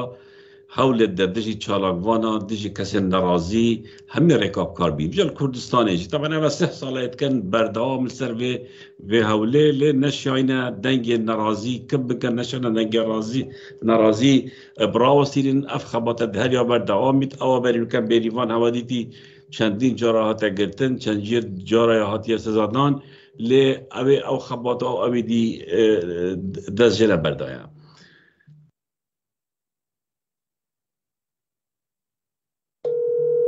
دقیقی اوه کاک فرهاد فرمو کاک فرهادش لکنه دوا بجداره لگل ایمه کاک فرهاد فرمو قصه خود که لسر بابتی هولی تیرور کردنی کاک قادر نادر سلاو او کاتت باش کاک مگی کن سرطا بس خوشی او کاتت باش بو برنامه هیوایی سرکوتن تان بو دخوازم هولدان بو تیرور کردنی هوال ما کاک قادر نادر او برای ترسنو چیه که نمالی خۆفرۆشی بەرزانی بەڕێوەیان بردووە و ئەو پەڕی شارێکە کە کەوتۆتە سەربیان لەلایەن سالاگوانانی دەرەوەی وڵات و نەکاری یەکەمیشان و نەکاری ئاخریشان دەبێت. بەڵام من لێرە لە منبەری ئێوە بۆ بنەماڵە خۆفرۆشە دەڵم کە نە تیرۆر ناتۆقااندن ئێمە پاشگەز ناکاتەوە. قەڵاتی هەولێر دەنگی هەولێر دەنگی کاقادر نادرا دەنگی هەمووانە لە بیتوێن ڕابگرە هەتا پشتەر و هەتا دەگاتە زاپۆ هەمویان یەکە بەیەکە کاقادر نادرێکن بەڵام ئەو ڕۆکە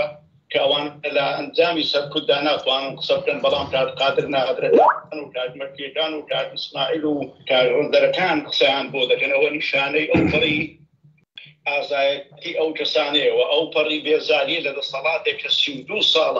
32 ساڵە هیچ نەما بەسەر ئەو میلەتەوە ئەو نەتەوەدا نەیهێنێت بەداخەوە کە لە 32 ساڵی ڕابردوودا ئەوانە دەسەڵات بوون هیچ خێر و بێرێکیان بۆ خەڵکی کوردستان نەبووە بێدرێ لە کوشتن بێدرێ لە شەڕی ناوخۆ بێدرێ لە دزین و تاڵانکردن خەڵک لە 1999 لەگەڵ ئەو دەسەڵاتە نییە لە دەوڵەم لە 100 هەڵم دەکردووە بەڵام ئەوەی کە ئەو ئەوانی هێشتۆتەوە سەرکوت و ئەو کۆمەڵە شەلاتی و چەق و چێکەشانەی دەوروبەری خۆیانن بۆیە خەڵکی کوردستان لێیان بێزارە بەڵام کێشەی خەڵکی کوردستان لێرەدا ئەوەیە کە بەدیلێکی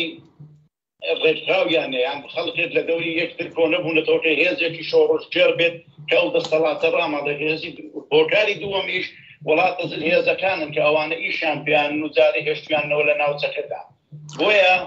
بە هەموو دەسەڵاتدارانی کوردڵم بە هەموو ئەو چەتە کوردانە چەتەکانی کوردایەتی دەڵم کە لە 32 ساڵی ڕابردوودا سەرکوتیان کردووە ناتوانێت دەنگی ناڕازی ئەوروپا سەرکوت بکەن. زۆر سوپاس. ئەگەر ئەوان بە شەوی تاریک دێن ئێمە بە ڕۆژی ڕووناک بەسین هێلکیان پێدا دەدەینەوەی کە نمونونەکەمان لە بەریتانیا و لە زۆر وڵاتانی دیکە کە ناوێرن خۆشیان دەخەن ئەوە شەرمەزاریەکە بۆ ئەوان هێندە ترسەنۆر بن نەوێرن بە ئازادی کە پاسپۆرتی هەموو وڵاتێکیان هەیە خۆیان دەرخەن لە دەرسی خەڵکانی شۆڕژگێر و خەڵکانی وڵات پارێز.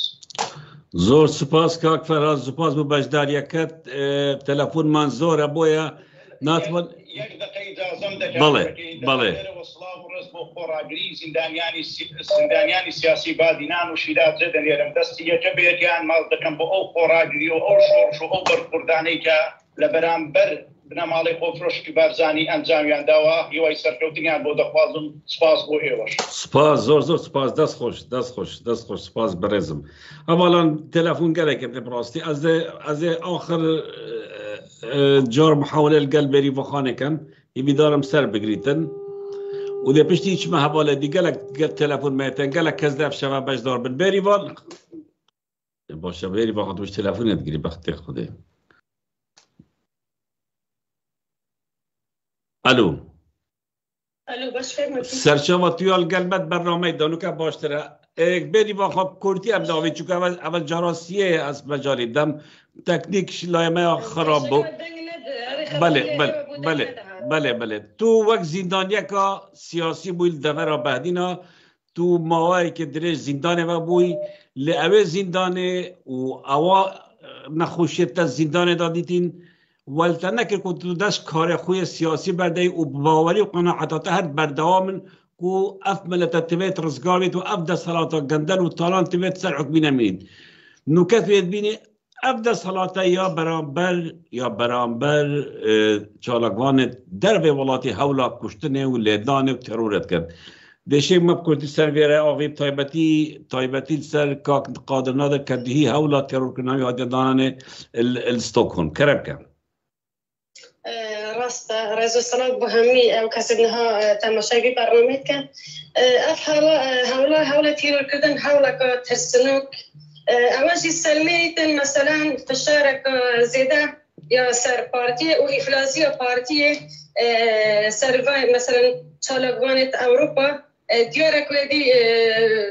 انجامت کارت وانت بردوام حکومتیت بریتانیا جوختی مسرور چوی بریتانیا نهاتی که بران کن وکو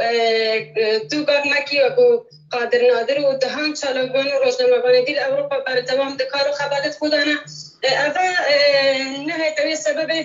و کسید آزادی خواست کسید خودان هلویست وجدان دوان ستانده بیدنگ ببن چون که ما وقت دست به خباته کری مزانی روژه که دهینا گرتن دهینا تیرور کرن دهینا یعنی همی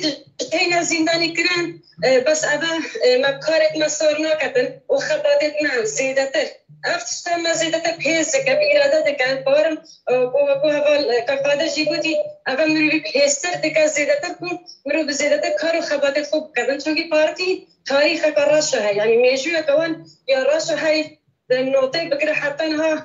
دهان آزادی خواه چالاکوان روشن بید کسید خودان حلویستید نتوی حتی ها دینا تیرور کرن مثلا شهید رؤوف آکرایی بگره قادر صادق سندی بگره وداد دهوکی بگره و شهید زردش عثمان بگره وداد حسین بگره دهان آزادی خوازی روشن یعنی آزادی روشن بید روزنامه نفان حتی ها دینا تیرور کرن آیا کارین شیان دنگت آزادی خوازه بیدنگ بکن نخیر مثلا قلت بهدينا دابا مينا كان كونها او هبلتنا بعام حمي قلت بهدينا كونها الزندان دنا او سلمانيتن و بقرتني بكشتني بحر تشتكي هالشياري دي خلقي ما زيادة ترتبيتن و تشوكي ما قال لك واخدنينا تني داخوزش حمي كاسيت كان كونها باردو خير قلت بهدينا دراشة كهري خربنا نا تندرستيا وانيا خرابة دمان قرتني دانا مثلا 26 روز حفر زيادة تر او دمان قرتني دانا وشاري مرني دكان براسي كان مرني شار دكان است خازن ببا رواسي بكان چالقان آزادي خاصة روشن بيت او كاسد خوب وجدان تزانن اكر افروكا بيدن ببن از بقومانه به هلويستيوان بولاد باريزيوان بهر تشتاكي وانا دكان دبي سم مشكلك چالقان آزادي خاصة روشن مدان قالك هبيتن هميه بدن آلياكي ام ايدي خودي رولت خودر بكابي چونك ابا او كسانا اويت دجينا عدالتي دجي قندالية دجي دزية دجي خيانتا بنمال بارزاني هلويس هبوية وبيدك نبنا وقابلنا كرينا كوالاتي مبيدة فروتن وبحمو خابني امدين روشانا عردي ما وآخامتي دفروتن ابا او كسابويا وكوبيويستيا خلفي ما قهرمانا هيا ويدبي يا كرنك هم يك تايبين يك هلويس بين ام فشارك بخينا سر بدسلات كنا چار ببيتن ادي فكر كي بردتن چونكي ابانا سزاي خلاص كرينا ودا سر بخونينا اف دستو بدستي بوانا دكن وريال داتنا همي دستي مسرور دانا او كيف اخويا كاسي تانا كهاني مزن جكر بيتن دزيندان دا اسكو زيندان بنا قال لك تاون بارت هل خراب هم بينا بتهرز انما زيندان غادينا ازاد كن بس كاسي دماكي مايد ازادي خاص يتراخنا كركو دجي عدالة يوان دجي قندال يوان دجي تالانت يوان دجي الظلم يوان وبالصالانة لكل كردك ما هلويسا بيو ما قبولنا كريان ام همي بالصالة زندان عندهم بويا بيويسا براسي ام هبالت خوب تنينيري ام قرتيات خويات بادينا بتنينيرين ام يك هلويس بين يك دنگ بين ام فيدا صلاة فانشل يا دكتاتور يا بنا مالي ام وانا نتشار بكين يدي قرتيات ما بين آزاد كرن دست خوش بری واخان زور سپاس از درم دیمایی که نوش برکم من 3 فرصت دارند مشکلات تکنیکی همون گلک حواله دیه سرخطی سپاس داد کم دستی داشتی سامان گلک باش سرکفتی ببرد هر بشید حواله تیجا تلفون بو مگلکتن ام ده ایک دوا گرینج برکو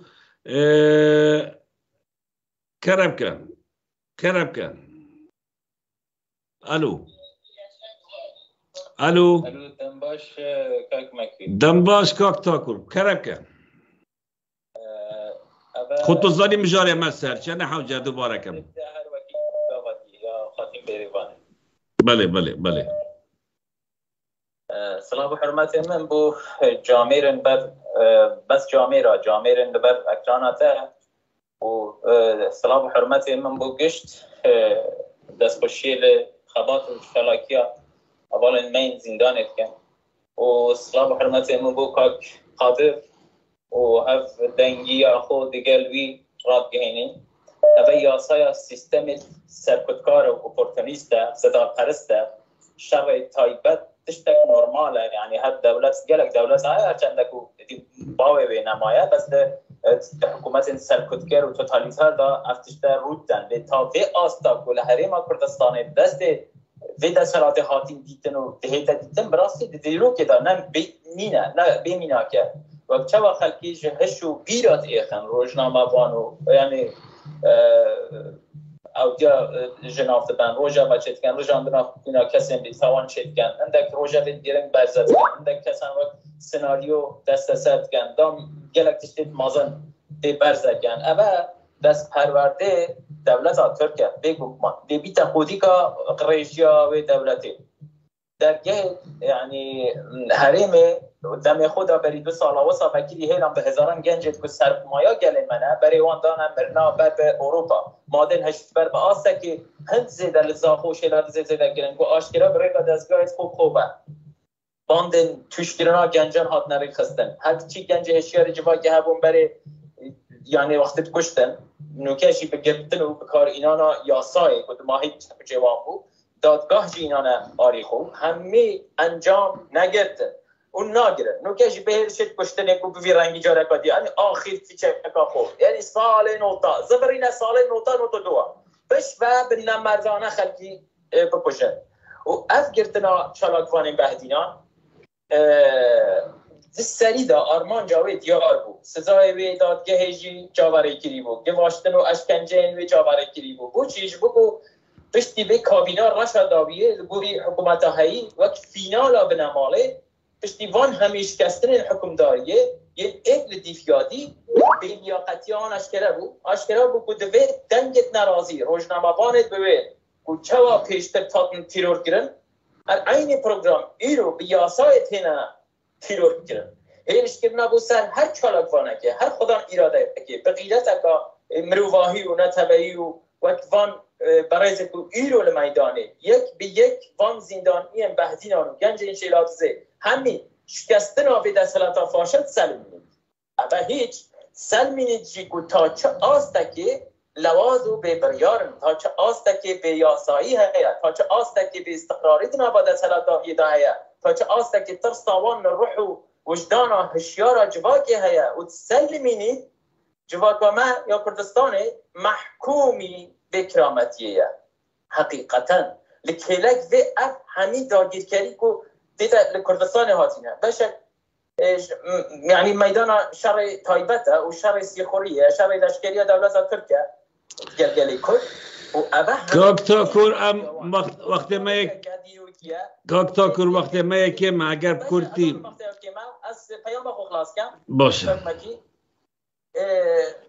یعنی دیگه خازم بهش مقابل لیره دا آشکرا یکو گل هاتیه به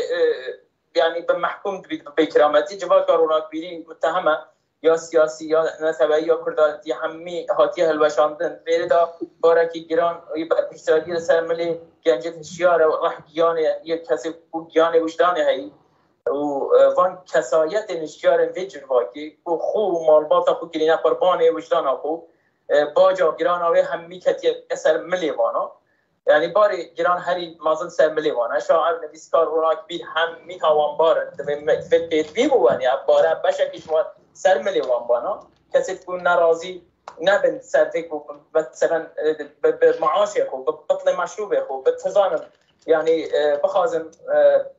دنگ خو بدن اکیلک وان کسی بوک میاد گشت سازی نافه وار روشنبیری نویسکاری و نرمندی وکی دورایی دجمن بسرخوشی که تاکور ما سپاسیاتت که ام حس که تو زیادتر باقی بس باور بکه گلک تلفون دفت و جا ام بداوی اینی سپاسیاتت که مدست خوشیتت کم که تاکور ده انشالله فرصت که دی زیادتر آمین سپاسیاتت کم هر بجید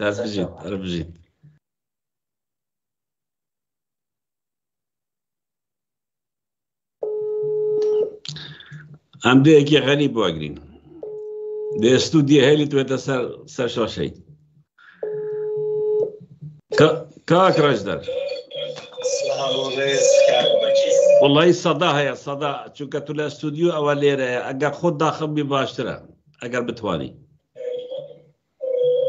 نا ساي مش ناتوانم كاك مجي چونك صدا دي ها ابي دنك لا يخود كبكي من قويله من النبي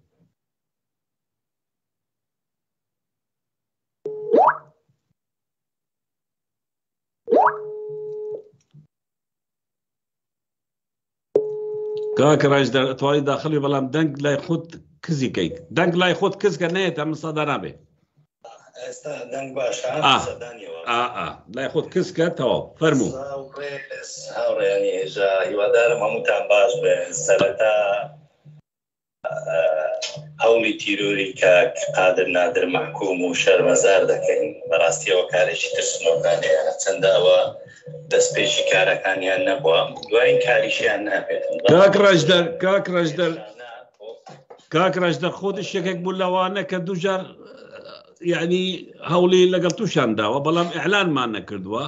دتواني او باسش بكي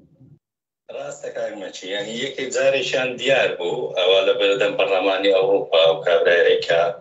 لناو دو کوانا ناوی لخوینا نوینری حکومتی هرین بلان دیر کانا وکو بزنسمانک وها که هر دشتگینی لبازی که بنایی لنرایتی حکومتی هرین بلکو کمپانیا چی بازرگانی سنو داخیه بنایی که هرچی او دیار بو زاری دومیشان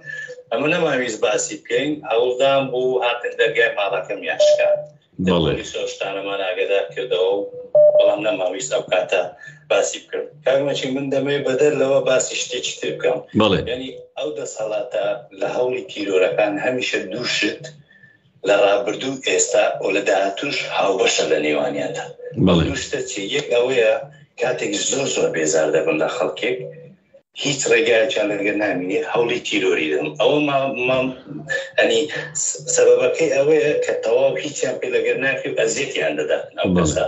هەموو پەیامی ئەو کەسانەش دیارە ئازادی و سەربەخۆی و یعنی ژیانێکی خۆشترە بۆ خەڵکانێتر ئەو خاڵی هاوبەش یعنی لە نێو هەمویان خاڵی دووەمیان ئەوەیە هیچ تیرۆرەکی سیاسی لە زۆنی زەرد زۆنی سەوز لە ئەوروپای بەبێ کەسی یەکەمی دەسەڵات کە لە زۆنی زەرد مەسعود بارزانی بوونە ماڵەکەیەتی لە زۆنی زەرد لە زۆنی سەوز پاڤێل خوبات پێشتر لاهوری تێدا بوو ئێستا نەمایە بەڵام لە ئێستا هەشتا کوردە پاڤل خوباتن بەڵام لە ڕابردوو لاهور و خوبات بوون بێکەوە بەبەستەکە لێرە ئەوەیە یعنی ئەم شێوازە هاوبەشیە ئەوە دەستنی دیار دەخاتن ئەم دەسەڵاتن نایەوێ خۆی چاکن ئامانجی چاک بوونین یعنی ئەو پەیامەی ئێمە هەمانە کارمەچی نە لە بۆ منە نە لە بۆ تۆ نە لە بۆ هەموو ئەو چالاکوانەتیانە لە ئەوروپای ئێمە لە ژیانێکی زۆر خۆش دەشین ئێمە داوا دەکەین ژیانێکە بی بۆ هاوڵاتیانی کوردستان خۆش بی بەڵام ئەو دەسەڵاتە لەبەر دزی فەرهود فەستات ناوێ ئەوە کە ناوێت چاوێ بین کە خەڵکێکیش دێتن قسە دەکە لەسەر ئازادی پێیان ناخۆش هەوڵی تیرۆری من دەمەوێت لێرە یەک شت برێم کارمەچی یعنی تۆ سەیر بکە جەنابەتیان هەوڵی تیرۆریان دای چەندە تومتر بووی هەوڵی تیرۆری مەیاندا چەندە تومتر بوون وەستان نییە ئێمە هەموو جارێک دەڵێن کە مردین اینجا داوەستین ئەگینا ئەو خەباتە بە خەواتێکی پیرۆز دەبینین ئەنجامە بەستەکەم لەوەیە ئەو دەسەڵاتە ڕاستە ئەنی ئەمن ئەوەی مەبەستمە بڵێم کارمەچی ئەو دەسەڵاتە لەوە تێناگە لە بڕی ئەوەی بێ سیاسیەن مامەڵە لەگە ئەو خەڵکەی بکە داوای ئەو خەڵکە چیە یعنی ئێستا من لە شوێنی دەسەڵاتی سیاسی بامایە قسەی هەموو چالاکوانانم دەبڕی یعنی داواکانیان زۆر بەسیتە یعنی ئەوەیە ئازادی خوازانی بادینان بەردا داهات شەفافی دیموکراسەتە یعنی ئەو شتانەشتی زۆر ئاساییە بەڵام ئەو دەسەڵاتە ناوێت بیکات لۆیە ئەمن مەبەستمە ئەو نوقتەیە بەدەسەڵات بکەن یعنی هەوڵی تیرۆری لێدان لە مندرا لە بەردەم پەرلەمانی ئەوروپای بینیتان نوێنەرایەتەکەتان ئاڵایەکەی ناخوارێ پاراستمان لە لای خۆمان کە بارانمان کردن هەوڵی تیرۆری کاکمەچی درا بینیتان لە لەندەن چ بەسەر سەرۆکی حکومەتەکەتان هات هەوڵی تیرۆری شوان ئازاد و هاوڕێیانی بەریتانیاتاندا بزانن دەوێرن سەرتان گەدرە و گچکەتان لە ئەوروپا بەتایبەت لە بەریتانیا دەبینن نەخێ ئەو هەوڵی تیرۆری کاک پادرتاندا دەبینن لە داهاتوو ڕەتفعلی ئەوەی چەندە بەهێز دەبێت بۆیە لە بڕی ئەوەی بێن هەوڵی تیرۆر بدەن باشتر لەوەی خۆتان چاک بکەن بۆیە من زیاتر کات ناگرم میوانی زۆر هەیە کاکمەچی ئەمە زۆر داوای لێبوردن دەکەم هەمیشە یەک کێشەم هەیە کاتێک کاری تەکنیک دەکەم لە بۆ خۆم هیچم پێ ناکرێ و جاریش هەندێک کێشە ڕوو دەدا ئەو سیستەمەی ئەو شۆ بەکارمانینە بۆی هەموو بینەرا بزانن سیستەمەکەمان زۆر کۆنا یعنی گەلێک لە مێژە بەکارمانینە هەندێک کێشەی دەنگمان هەبوو بۆیە من زۆر داوای لێبوردن دەکەم بۆ کاکمەچیش گوتی ڕەخنەکەی وەردەگرم و چای دەکەین لە بۆ جاری داهاتوو بەڵام حاڵەتەکە بەپەلە بوو بۆیە لە بۆ بینەرانی خۆشەویست زۆر داوای لێبوردنەکەی کە ئەو شۆ هەندێک کێشەی دەکە و من زیاتر کات ناگرم کاکمەچی سپاس دەکەم کاک ڕەشدار تەمان کاک ڕەشدار کەسێک کە زۆر ماندوو دەبێت لەگەڵ هەمومان ئەو چاکمانانی ئەو بە مەسەلەی مونتاژ و مەسەلەی لایف و ئەم بابەتانە زۆر ماندوو دەبێت ئیتر لێ ناگری. کاک ئیسماعیل سیان بەخێر بێ سەرچاو لە لەندەن داهێنەری هێلکە لێدانی مەسرور بارزانی فەرموو. کاک ئیسماعیل سەرچاوە لەسەر لایفی فەرموو قسەی خۆت بکە ئەو هەوڵەی کە لەگەڵ کاک قادر درا چی قسەیەک تێ فەرموو قسەی خۆت بکە کاک ئیسماعیل. دنیایەک ڕێز و خۆشەویستم و جەنابت و هەموو جێگران هەیە. بەڕاستی هەمجارە لەگە هاوڕێیان لەگە جەنابت و لەگەر کاک قادر و لەگە مام ڕەزەر و کاکشیوانمان قسەی دەکەین. ئەمن بەڕاستی هەموو ڕێیەکم و خۆم دانای یەک بە خۆم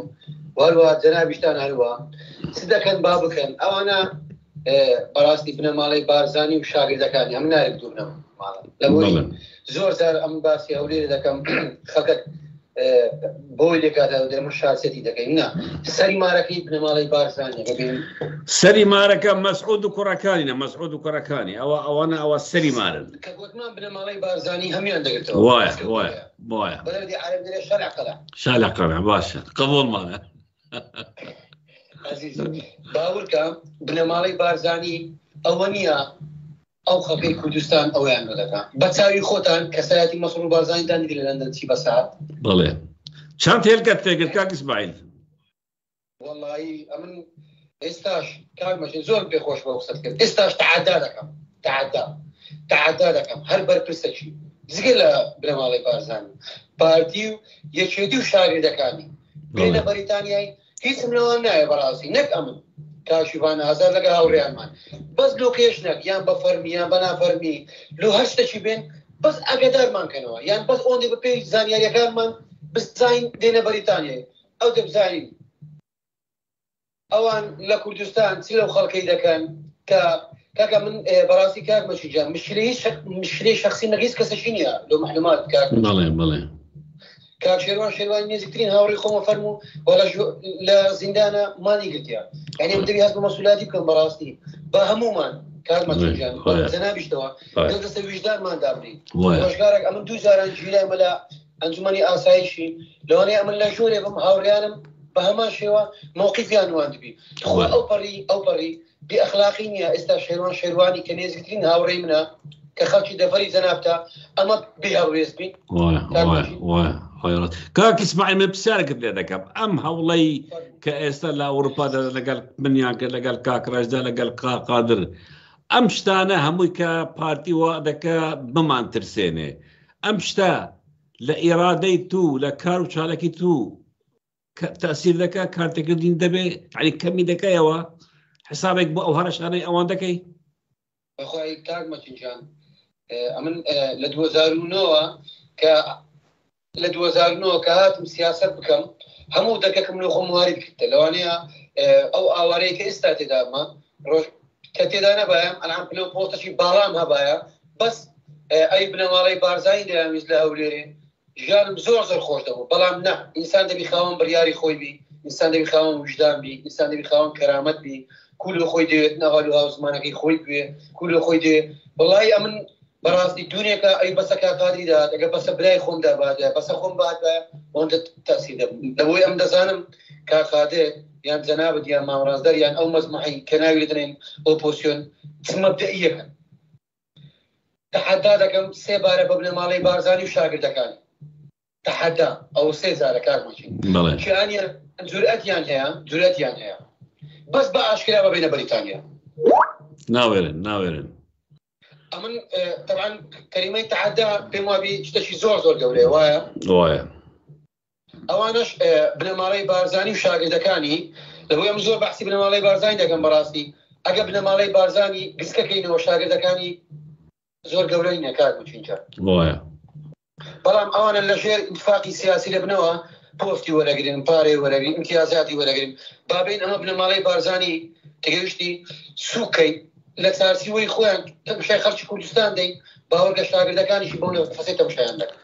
زۆر سپاس کاکی یاسینگیان قسەکانت زۆر جوان دەست خۆشی لێ دەکەم حەزمان کە زیاتر قسە بکە بەڵام لیستەکە درێژە خەڵک زۆر چاوەڕێ دەکە ئەگەر رخصت ما بدي كتيبة قصة كانت بيني سباس دكي رئيس احترام يا بيوت تندرسي شباش لو قادر بلان بناي نيش لو لاي في كاك ماشي وقت عداك شهان بنوالي بارزاني وطالباني وشاقردكاني بابينا بريطانيا اما لبريطانيا يقري دبي هربجيت والله ناورن با بيت بلم لا يستوى بيت بلم ناورن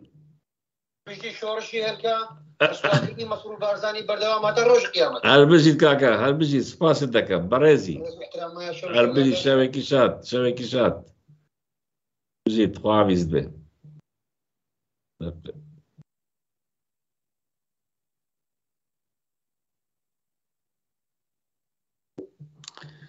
ده أول دين استكاك دكتور محمد كياني دكتور جيان بخير بيت سرچاو دكتور محمد كياني اندام برلماني عراق خلي بلا كم خلبو يان دوام خلبو استا لقل منا لسر خط كاك دكتور اوي بيستوتا كا دوينه هوليك يان دا ولا قال كا قادر نادر لستوكهولم بو چون تقصا كانت شي اگر بيمام بلا بيخوش حال دبين بله كيشي دمي سري ريزو نوازش بو زندانياني سياسي دابن منه لا خباتي يسيبونا بله او چند روزا او شتيجي قالك شعوازة لخباتي كلها بله هو دارم خباتي او عن جياني او عن ببتا منارك بو سربستي بو آزادي بو برزکردنەوەی ڕۆحی ئازادی خوازی لە ناوگەلی کوردە. بەڵێ ئەوە شێوازێکی نوێیە دکتۆر لە زیندانی حکومەتی هەرێم کۆمەڵی چالاکوانی سیاسی و زیندانی سیاسی دەست بە مانگرتن بکەن شێوازێکی نوێیە لە خەبات یعنی ئەوان لە دەرەوەش خەباتیان کرد لە ناو زیندانیش هەر خەبات دەکەن. بەڕاستی من ئەوە بە هەڵوێستێکی یان بە شێوازێکی خەباتی نوێدا دەنێم کە ئیسراری ئەو کەسانەیە بۆ ئەوەی ئەو ئازادی پێشێنکرایە بدەڕێتەوە ئەوە زۆر زۆر گرنگە. ئێمە هەر کەسێکی گەری کورد گوێی لەو قسانەی ئێمە دەبێت ئەوە لێک بداتەوە مەسەلەی ئەوان تەنها برسیبوو نییە بۆ ئازادیکردنی خودی خۆیان نەخێر بۆ ئازادیکردنی ڕوحی نەتەوەیەکە ئەوە مینیمەکەیە دەبێت ئێمە لەو مەسێجە بکەین ئەگەر لەو مەسێجە نەگەین ئێمە گەمژەینە ئەوەی ئێمە مشکلەی ئێمە ئەوەیە ناهوشیاریە نەبوونی هوشیاری بۆ مەسەلەی نەتەوایەتی بۆ بوونی نەتەوایەتی بۆ کۆمەڵگە و بۆ پێکەوە بوون وای لێکردینە کە ببین ئامادە بین ببینە عەبەد وەک ئەو کەسانەی کە بینیمان لە بۆنەکانە کە پلەی باڵایان پێدراوە بەڵام خۆیان هێشتانەکە بە عەبد دەزانن و بە خزمەتکارێک دەزانن. ئەوانە مەسەلەیەکی زۆر زۆر گرنگە ئێمە پشتگیری ئەو زندانانی سیاسی بکەین و ڕوحی زندانانی سیاسی لە خۆمانە بڕوێنین بۆ ئەوەی بتوانین بگەینە ئازادی. لاگەلی کەشەوەیە بەڕاستی من زۆر نیگەرانم لەوەی کە کاقادر تووشی ئەو محاولەیە بووە کە محاولەی تیرۆرکردنیەتی ئەوە یەکەم کەس نییە کاقادر تووشی بۆ بێ زۆران کەسی کەسبەر تووشی بێ و هەمومان معرەزین بۆ ئەو شتە بەڵام خۆشبەختانە ئەوەیە کە بەسەر لاتی ڕزگاری بووە. ئێمە دەبێت ڕوح و سەلامەت ژیانی هاوڕێیانی خەباتی ئازادی ڕەنگە لێک دووریش بین لە هەندێک شتە ڕەنگە پێکەوە کاری سیاسیشمانێت بێت بەڵام مهم ئەوەیە کە دەزانین یەکێک ئینسانێکی ئازادی خوازە دەبێت هەمومان خەمخۆری بن و هەمومان خۆمان بە کەسێک بزانی وەکو ئەو ئەوەی بکەیت دەمینێتەوە یەک شتەکە بەڵێ مەسەلەی ئەو تیرۆریستانە هەمووی چیا بۆ بە کۆلەکردنی کۆمەلگای کوردیە بۆ شێخێک کە عایلێکە ئێستا یان تاالبانیە لە منطقەی سلێمانی یا بارزانە لە منطقەی هەولێر و تۆک ڕەفزکردنی کۆیلایەتی گەڕانەوەی کۆیلایەتی دروستکردنی سیستەمی کۆیلایەتی دەبێت ڕەفز بێ لەلایەنە هەتا ئێستا مەسعود بارزانی پێشەوەی دەیەوێت بمرێت دەیەوێت ئەو کۆیلایەتیە بەڕاستی بیکاتە شتێکی گشتی بیسەپێنێ بەست گوتە ئێمە دەبێت هەموومان ڕەمزی کۆیلایەتی مەسەلە نییە من هیچ مشکلێکم لەگەڵە عائیلەی بارزان نییە کەسێک نییە لەناو عائیلەی بارزانێ بەڵام من مشکلەی فکریم هەیە مشکلەی کۆمەڵگای کوردستانیم هەیە نەتەوەی کوردم هەیە لەسەر ئەوەی کرد نەتەوەی کورد دەبێت تاکێکی ئازاد بێت ئەوە نانەوەی تاکی ئازاد لە کوردستان هەیە بۆ ئەوەی ئێمەش ئەو خەباتە و ئەو هەوڵە دەدەی دکتۆر تاکو تاکی کورد ئازاد ببێت تاکو ملەتی ئێمە ئازاد ببێت خەباتی ئێمە هەمویان تەواوکەری یەکترینە ئەوانەی زیندان و دەرەوەی زیندان و ئەوروپا و وایە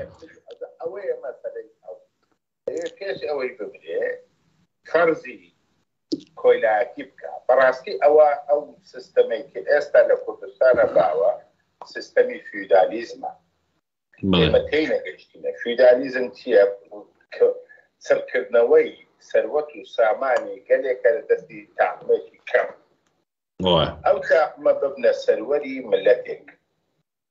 و هەر کەسێکیش قووەتی هەیە و کەسی هەیە وەکو عەشایر دەبێت سەر بە ئەو کەسە بێت کە فیودالی گەورەیە کە دەکاتە سەری ڕوومەکە ماری بارزانی هەربژم دکتۆر گیان کاتمان کەمە خەڵکی زۆر وەستاوە بەڵێ ئەوە زۆر مهمە ئینسانی گەلی کوردەوە بگا ئێمە عەبدی هەتا ئەلە عەبداتی کۆیلایەتی نیری کۆیلایەتی فڕێ نەدەین ناتوانین ببینە بەشەر ناتوانین ببینە نەتەوە ناتوانین ببینە ساحب قەراری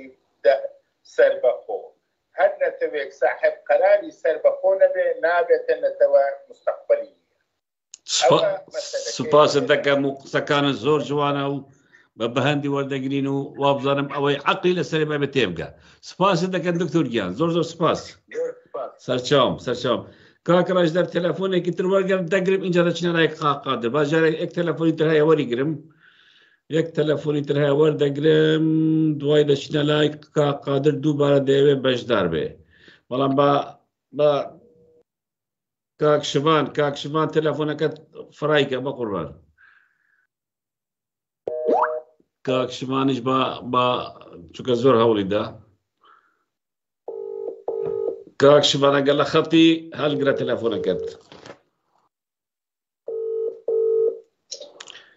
کاکشمان بەخێر بیت کاتمەچی ئەو کاتت باش بەیوان سەوتم باشبی لە بەرەوەی یەکەم زۆر خراپی لەوانەیە سەوتت زۆر باشە و فەرم و دەنگت باشە و کاکڕژ دەروێنەیەکی کاکشمانیش لەسەر شاشەکەم و مندانە زۆر سپاس دەکەم دەستخۆشی لێ دەکەم وەسڵاو هەموو ئەو کەسانەی ئێستا گیان لە دەنجی مەیە دەمەوێت کات زۆر نەگرم لەبەر ئەوەی دەزانم ئەوە بەڕاستی مادیمان کردی دەمێت لەسەر ئەو کارە قێزەونە و ئەو کارە تیرۆریستی و ئەو کارە ناشیرنە و دەرحەق بەرامبەر بە کەساتی جوانی ئۆپۆزیسیۆن کاکادر نادرکرا ئەو پەڕی ئەوە کارێکی ترسنۆکانەیە بەڕاستی من بە پێچەوانەی هاوڕێوان دەتوانم بڵێم ئەوڕۆ زۆر دڵخۆش بووم بەوەی کە ئەنجامی هەموو ئەو هەوڵ و کۆشەی لە ماوەی ڕابردوو کە درا توانیتی ببتە نەقیزەکی زۆر باش لەبۆ دەسەڵاتی کوردی بە تایبەتی بنەماڵەی بارزانی تاالبانی لۆیە بەو شێوەیە دەیانەوێت بەرپەرزدانەوە ئازاری دەنگە ئازادەکانی ئەوروپا بکەن من لێرەوە دەمەوێت بنەماڵەی بارزانی تاالبانی بەگشتیەوە ئاوازەکانیان دنیا بکەینەوە ئەو کارانەی کە ئەوان بەرامبەرمان دەیکەن ئەوە کاری یەکەم زار و دووەمداریان نییە هەم دەکەم کاکمەچی بزانی یەکەم کاری تیرۆری بەرامبەر بەما هەر تەنها گیانی تیرۆریتکەیان بەرامبەر بەمە کردیە یەکێکم لەو کەسانی لە ماوەی داهاتوو لە زنگەڵەکانی فەڕەنسا بە چەقۆ پەلاماردرا لە کەمپەکانی هۆمەندا شاری ئامستردان لە کەمپی زاندان بە چەقۆ دوو کۆڕ پەلاماریاندا هەردووە لە شاری لە بەریتانیا لە شاری مانچستەر لە ناو پیکادری لە سەنتەری شار بە 12 کەس پەلاماریاندا ئەوە کاری ئەو ڕێیانێ وەکو قادر نادریش ئاگادارە ئەمە دەیان و وەکو جەنابیش دەزانێ بەڵام ئەوەی کە ئەمە باز دەکەین دەمانێت ڕای گشتی جێی لێبی ئەمە دەیان و سەدان و هەزاران هەڕەشێجیکەی ئەو هامان کرایتە بەر دەمانێت ئەوەی لێرە ئەمن هەیە بیڵێ دەسەڵاتی کوردی کە ئەمە دەڵێ دەسەڵاتی کوردی دەکەی بارزانی تاالبانی دڵنیا دەکەینەوە قامچەکانمان زۆر دەیەسر دەبی لە تاران بەردەوانی بە و کار و چالاچانە دەدەین کە خزمەتە لە بۆ تاک بە تاچی کورد و ئەمە خۆمان پێ خزمەتکارە لە کۆتایی قسەکانمدا دەڵێم خۆزگە من وەکو شەبان ئازاد خۆزگە وەکو سەردەشت و وەکو ویداد و وەکو سۆرانی مامە حەمە و هەموو ئەو کەسانی دیکە لە پێناوی ئازادی جانیان بەخشی لێ دەڵێم لە دوای سەردەشت و ویداد و هەموو ئەوانەی دیکە بەدەیان و بە سەدان هەزاران خەڵکی دیکە ئێستا مردی و ناویشیان نەما بەڵام تەماشا دەکەی سەردەشت ویداد سۆران ئەوانە هەمووی بووینە سمبڵ و ئەوانە هەمووی بووینە ئێستا ئەمە دەستمانداتێ لە بۆ ڕوخانی تاکە بە تاکە و بتە بە بتەی بەمانەی بازانی تالەبانی دووبارە دەستخۆشی لە تو دەکەم زۆر سەربەرزم زۆر شانازی بە خۆمەوە دەکەم دەتوانم لەگەڵ کۆمەڵک مرۆڤی جوان کۆمەڵک خەڵک بەبێ بەرژەوەندی کە هەوڵی کڕینیان درا هەوڵی ئەوە درا ئاسرەتیان لۆ نادرا کۆمەڵک شتێکی کە بەرامبەریان کرا خۆیان نەفرۆش لە بەرەی گەلماینەوە ئەمە شانازیتان پێ دەکەم دەستخۆشیتان لێ دەکەین بەردەوام دەبین مامەچی زۆر سپاس کاک شەوا زۆر سپاس بەڕاستی ئێوە لەگەڵ کاک ئیسماعیل و چەندین برادەری تر لە بریتانیا کارێکتان کرد مێژووی کورد دەنووسێ زۆر چالاکن بە تایبەتی کاتی هێلکە بارانکردنی مەسرور بارزانی کە هاتە بریتانیا و لەندەن دەستخۆشتان ناکەین سوپاس بۆ بەشداری بوونت حەزمان کە زیاتر قسە بکە بەڵام کات ئەوەندە کەمە و خەڵکی زۆرە و زۆر سوپاس بۆ بەشداریت کاک سپاس سەرچاو کاک ڕەشدەر ئەگەر کاک قادر دووبارە بەشدار ببیتەنم حەز کە هیچبەر کو دەبنیمایی بەینە نزیکی 2 سەعەتەوە چیت کاک قادر بەخێر بێت کاک قادر کۆمەڵێ برادەر هاتن بەشدار بوون لە پەرلەمانتار لە کەسانی چالاکوان لە کەسانی نزیکی تو خەباتکە لە زیندانیان هەمویان بەشدار بوون هەمویان دووپاتیان کردەوە کە ئەم هەوڵی کە کراوە هەوڵێکی تیرۆریستیە کە ئەم خەباتی ئێمە دەکەین تەواوکەری خەباتی کوردستان و زیندانیانی بەهدینانە و ئەم کارە وامان لێ نەکە کە پاشە کەسە بکەین یان بۆسین یان لاواز بکە بەڵکو ئێرادەمان بەهێز دەکە کوتای قسەکانت و بەرنامەکەش بە دوای دێنین فەرموو من زۆر سپاس بۆ هەموو هاوڕێ و شکوبرا ئەزیزانە تێک و شەر و مادونە ناسان کە هەریەکەیان سیمبولێکن کە هەریەکەیان بوونەتە تەنگەژڕەیەکی زۆر گەورە ئەو ئیمپراتۆریەتە گەورەی ماڵی بارزانی و تاالبانی لە بەرامبەریان دەلەرزن بەناوهێنانیان من سوپاسیان دەکەم سوپاس بۆ تو کاگرانزدەر و هەموو هاوڕێیانەی کرد هەموو کە هاوڕێیانەی کۆمنتیان نووسی لە پەرۆشیدا بوون ئەمە کاروانی خەباتە ینی نەک لە ناوکرد لە ناو حرەکەی ئازادی لە قۆناغی عبودیەتەوە لە قۆناغی دەرەبەگاتیەوە تا ئێستاگا لەو ئەوروپاش خەبات بۆ ئازادی تەواو نەبووە و تەواویش نابێتن و هەموو قوربانی تێکۆشانەی کە مرۆڤادی بەدەستی هێنا دەبێ خەڵک باش بزانی بە خوێن دراوە بە شەونخوونی درایە بە ئەشکەنجە دراوە و ئێمە لەو ئەوروپایە چۆن تەنگمان هەموو مەسئولی هەرە خۆ بە ئیمپراتۆرەکان خۆ بە ئەنتەرەکان لە ئەوروپا بەتاڵمان کردینەتەوە ئێستا ئەوەندە ترسنۆکن ئەوروپایەکی گەورە و گرانی 400,000 کیلۆمەتری دەبێت بە دزی بێن وەکو جاشەکان کە دەچونە منتقەیەکی ئازادکرا وامان لێ کردووە وعد دەدەین درێژەی پێدەین وعد دەدەین ئەو پەیامە هەڕەشە و ترسنۆکانانەیان کە بەرامبەرمان دەکاتن ئەوەندە کاریگەری لەسەر کار و چالاکیەکانی ئێمە نابێتن ڕۆژانی داهاتوش ئەو قسانەی ئێمە ڕاست بە تەواوەتی دەچەسپێ بزانن تونتر دەبین وەکو هەموو ئەو خەباتجێر و تێکۆشەنەی تریان ناوە ئەو کەیسە دەبینێ ناوەندەکانی ئەوروپا پەرلەمانتارەکان وبۆ بەڵگەیەکی باش وە پۆلیسی ئەو وڵاتانە ئێمە لێتان بێباچین خوێنی ئێمە لەو شەهیدانە نەکەمترە نە زیاترە و پەیمان دەدەین خەبات و تێکۆشانی ئەوروپا زیاتر پەرە پێ بدەین کاک مەکی ئێمە ئەومان چاوەڕوان بوو هەمومان من دەمەوێت خاڵ بڵێم بڕوا بکەن هەر هەمومان ئەوانەی کە خەبات دەکەین چاوەڕێی ئەو گرتن کوشتن تیرۆرکردندای لەو ئەوروپایش یعنی ئەوە دڵنیابن ئەمە بە بۆ مێژوو بمینێ چەند جاری تر گوتومە ئێستاش دەڵێمەوە خوێنی ما با ببێتە بەردەبازێک لە بۆ بە تیرۆز ناساندنی ئەو هێزە سیاسیانەی چ پارتی چێچێتی بۆیە و ئێمە پێمان دەکرێت من یە خاڵی کۆتایی بڵێم کاک مەکی یەک کەس دەتوانێت ئیمپراتۆریەتێکی گەورە بلەنە ئەوە بە وەکو خاوەنی ویکلیکس وەکو کاک مەکی ئامێدی وەکو کاک کەمال کوردستان پۆست وەکو ئەو برادەرانەی لەندەن عەشریان کرد بەدە 15 کەس کە بە 76 سەق لە نەکرا وەکو کاک ڕەزدەرگراوی لە بەلجیکا بە تاقی تەنێ 2000 کەتە دوو ئەوەی یعنی ئەوڕۆ ئێمە لە سەردەمێک دەژین بە پەیجێک ئەوانە بە پەیجێک دەترسێن لە یەک کەس دەترسێن لە هەموو ئەوروپای یەک کەس دوو کەس کافیە لە بۆ ئەوەی هەموو بەرپرسە ئەمنی و ئیداریەکان هەرچی خۆی پێ ئەنتەرە هەرچی خۆی پێ مافیە خاوەنی 100 ملیۆن دۆلارە لێ گەنجی کورد دەترسێ بۆیە ئەمە وارێکی باشات و ئەمە لێتان نەک ناترسێن دەبێ بەردەوامی بۆ ترسە بدەن کە لەسەر وژێلات چوانمان هەیە و بە تەلەفۆنەکانمان بەردەوام دەبین و داوا دەکەین هاوڕێیان ئەوە لە بۆ من نەکرا لە بۆ مەکی نەکرا لە بۆ ڕەزەر و ئیسماعیل و شبان و هەزاران کەسی کە نەکرا پەیامی ترسە دەیانێمان ترسێنن باشترین وەڵام لەوەیە پێیان بڵێن لێتان ناترسین زۆر سپاس زۆر سپاس کاک قادر زۆر سپاس و بەشداریت ئێمەش لێرەوە دەست بەردەکەین پێیان دەڵێن ناترسین خەباتی ئێمە تێکوشانی ئێمە بەردەوام دەبێت تا سەرکەوتن هەواڵانی هێژە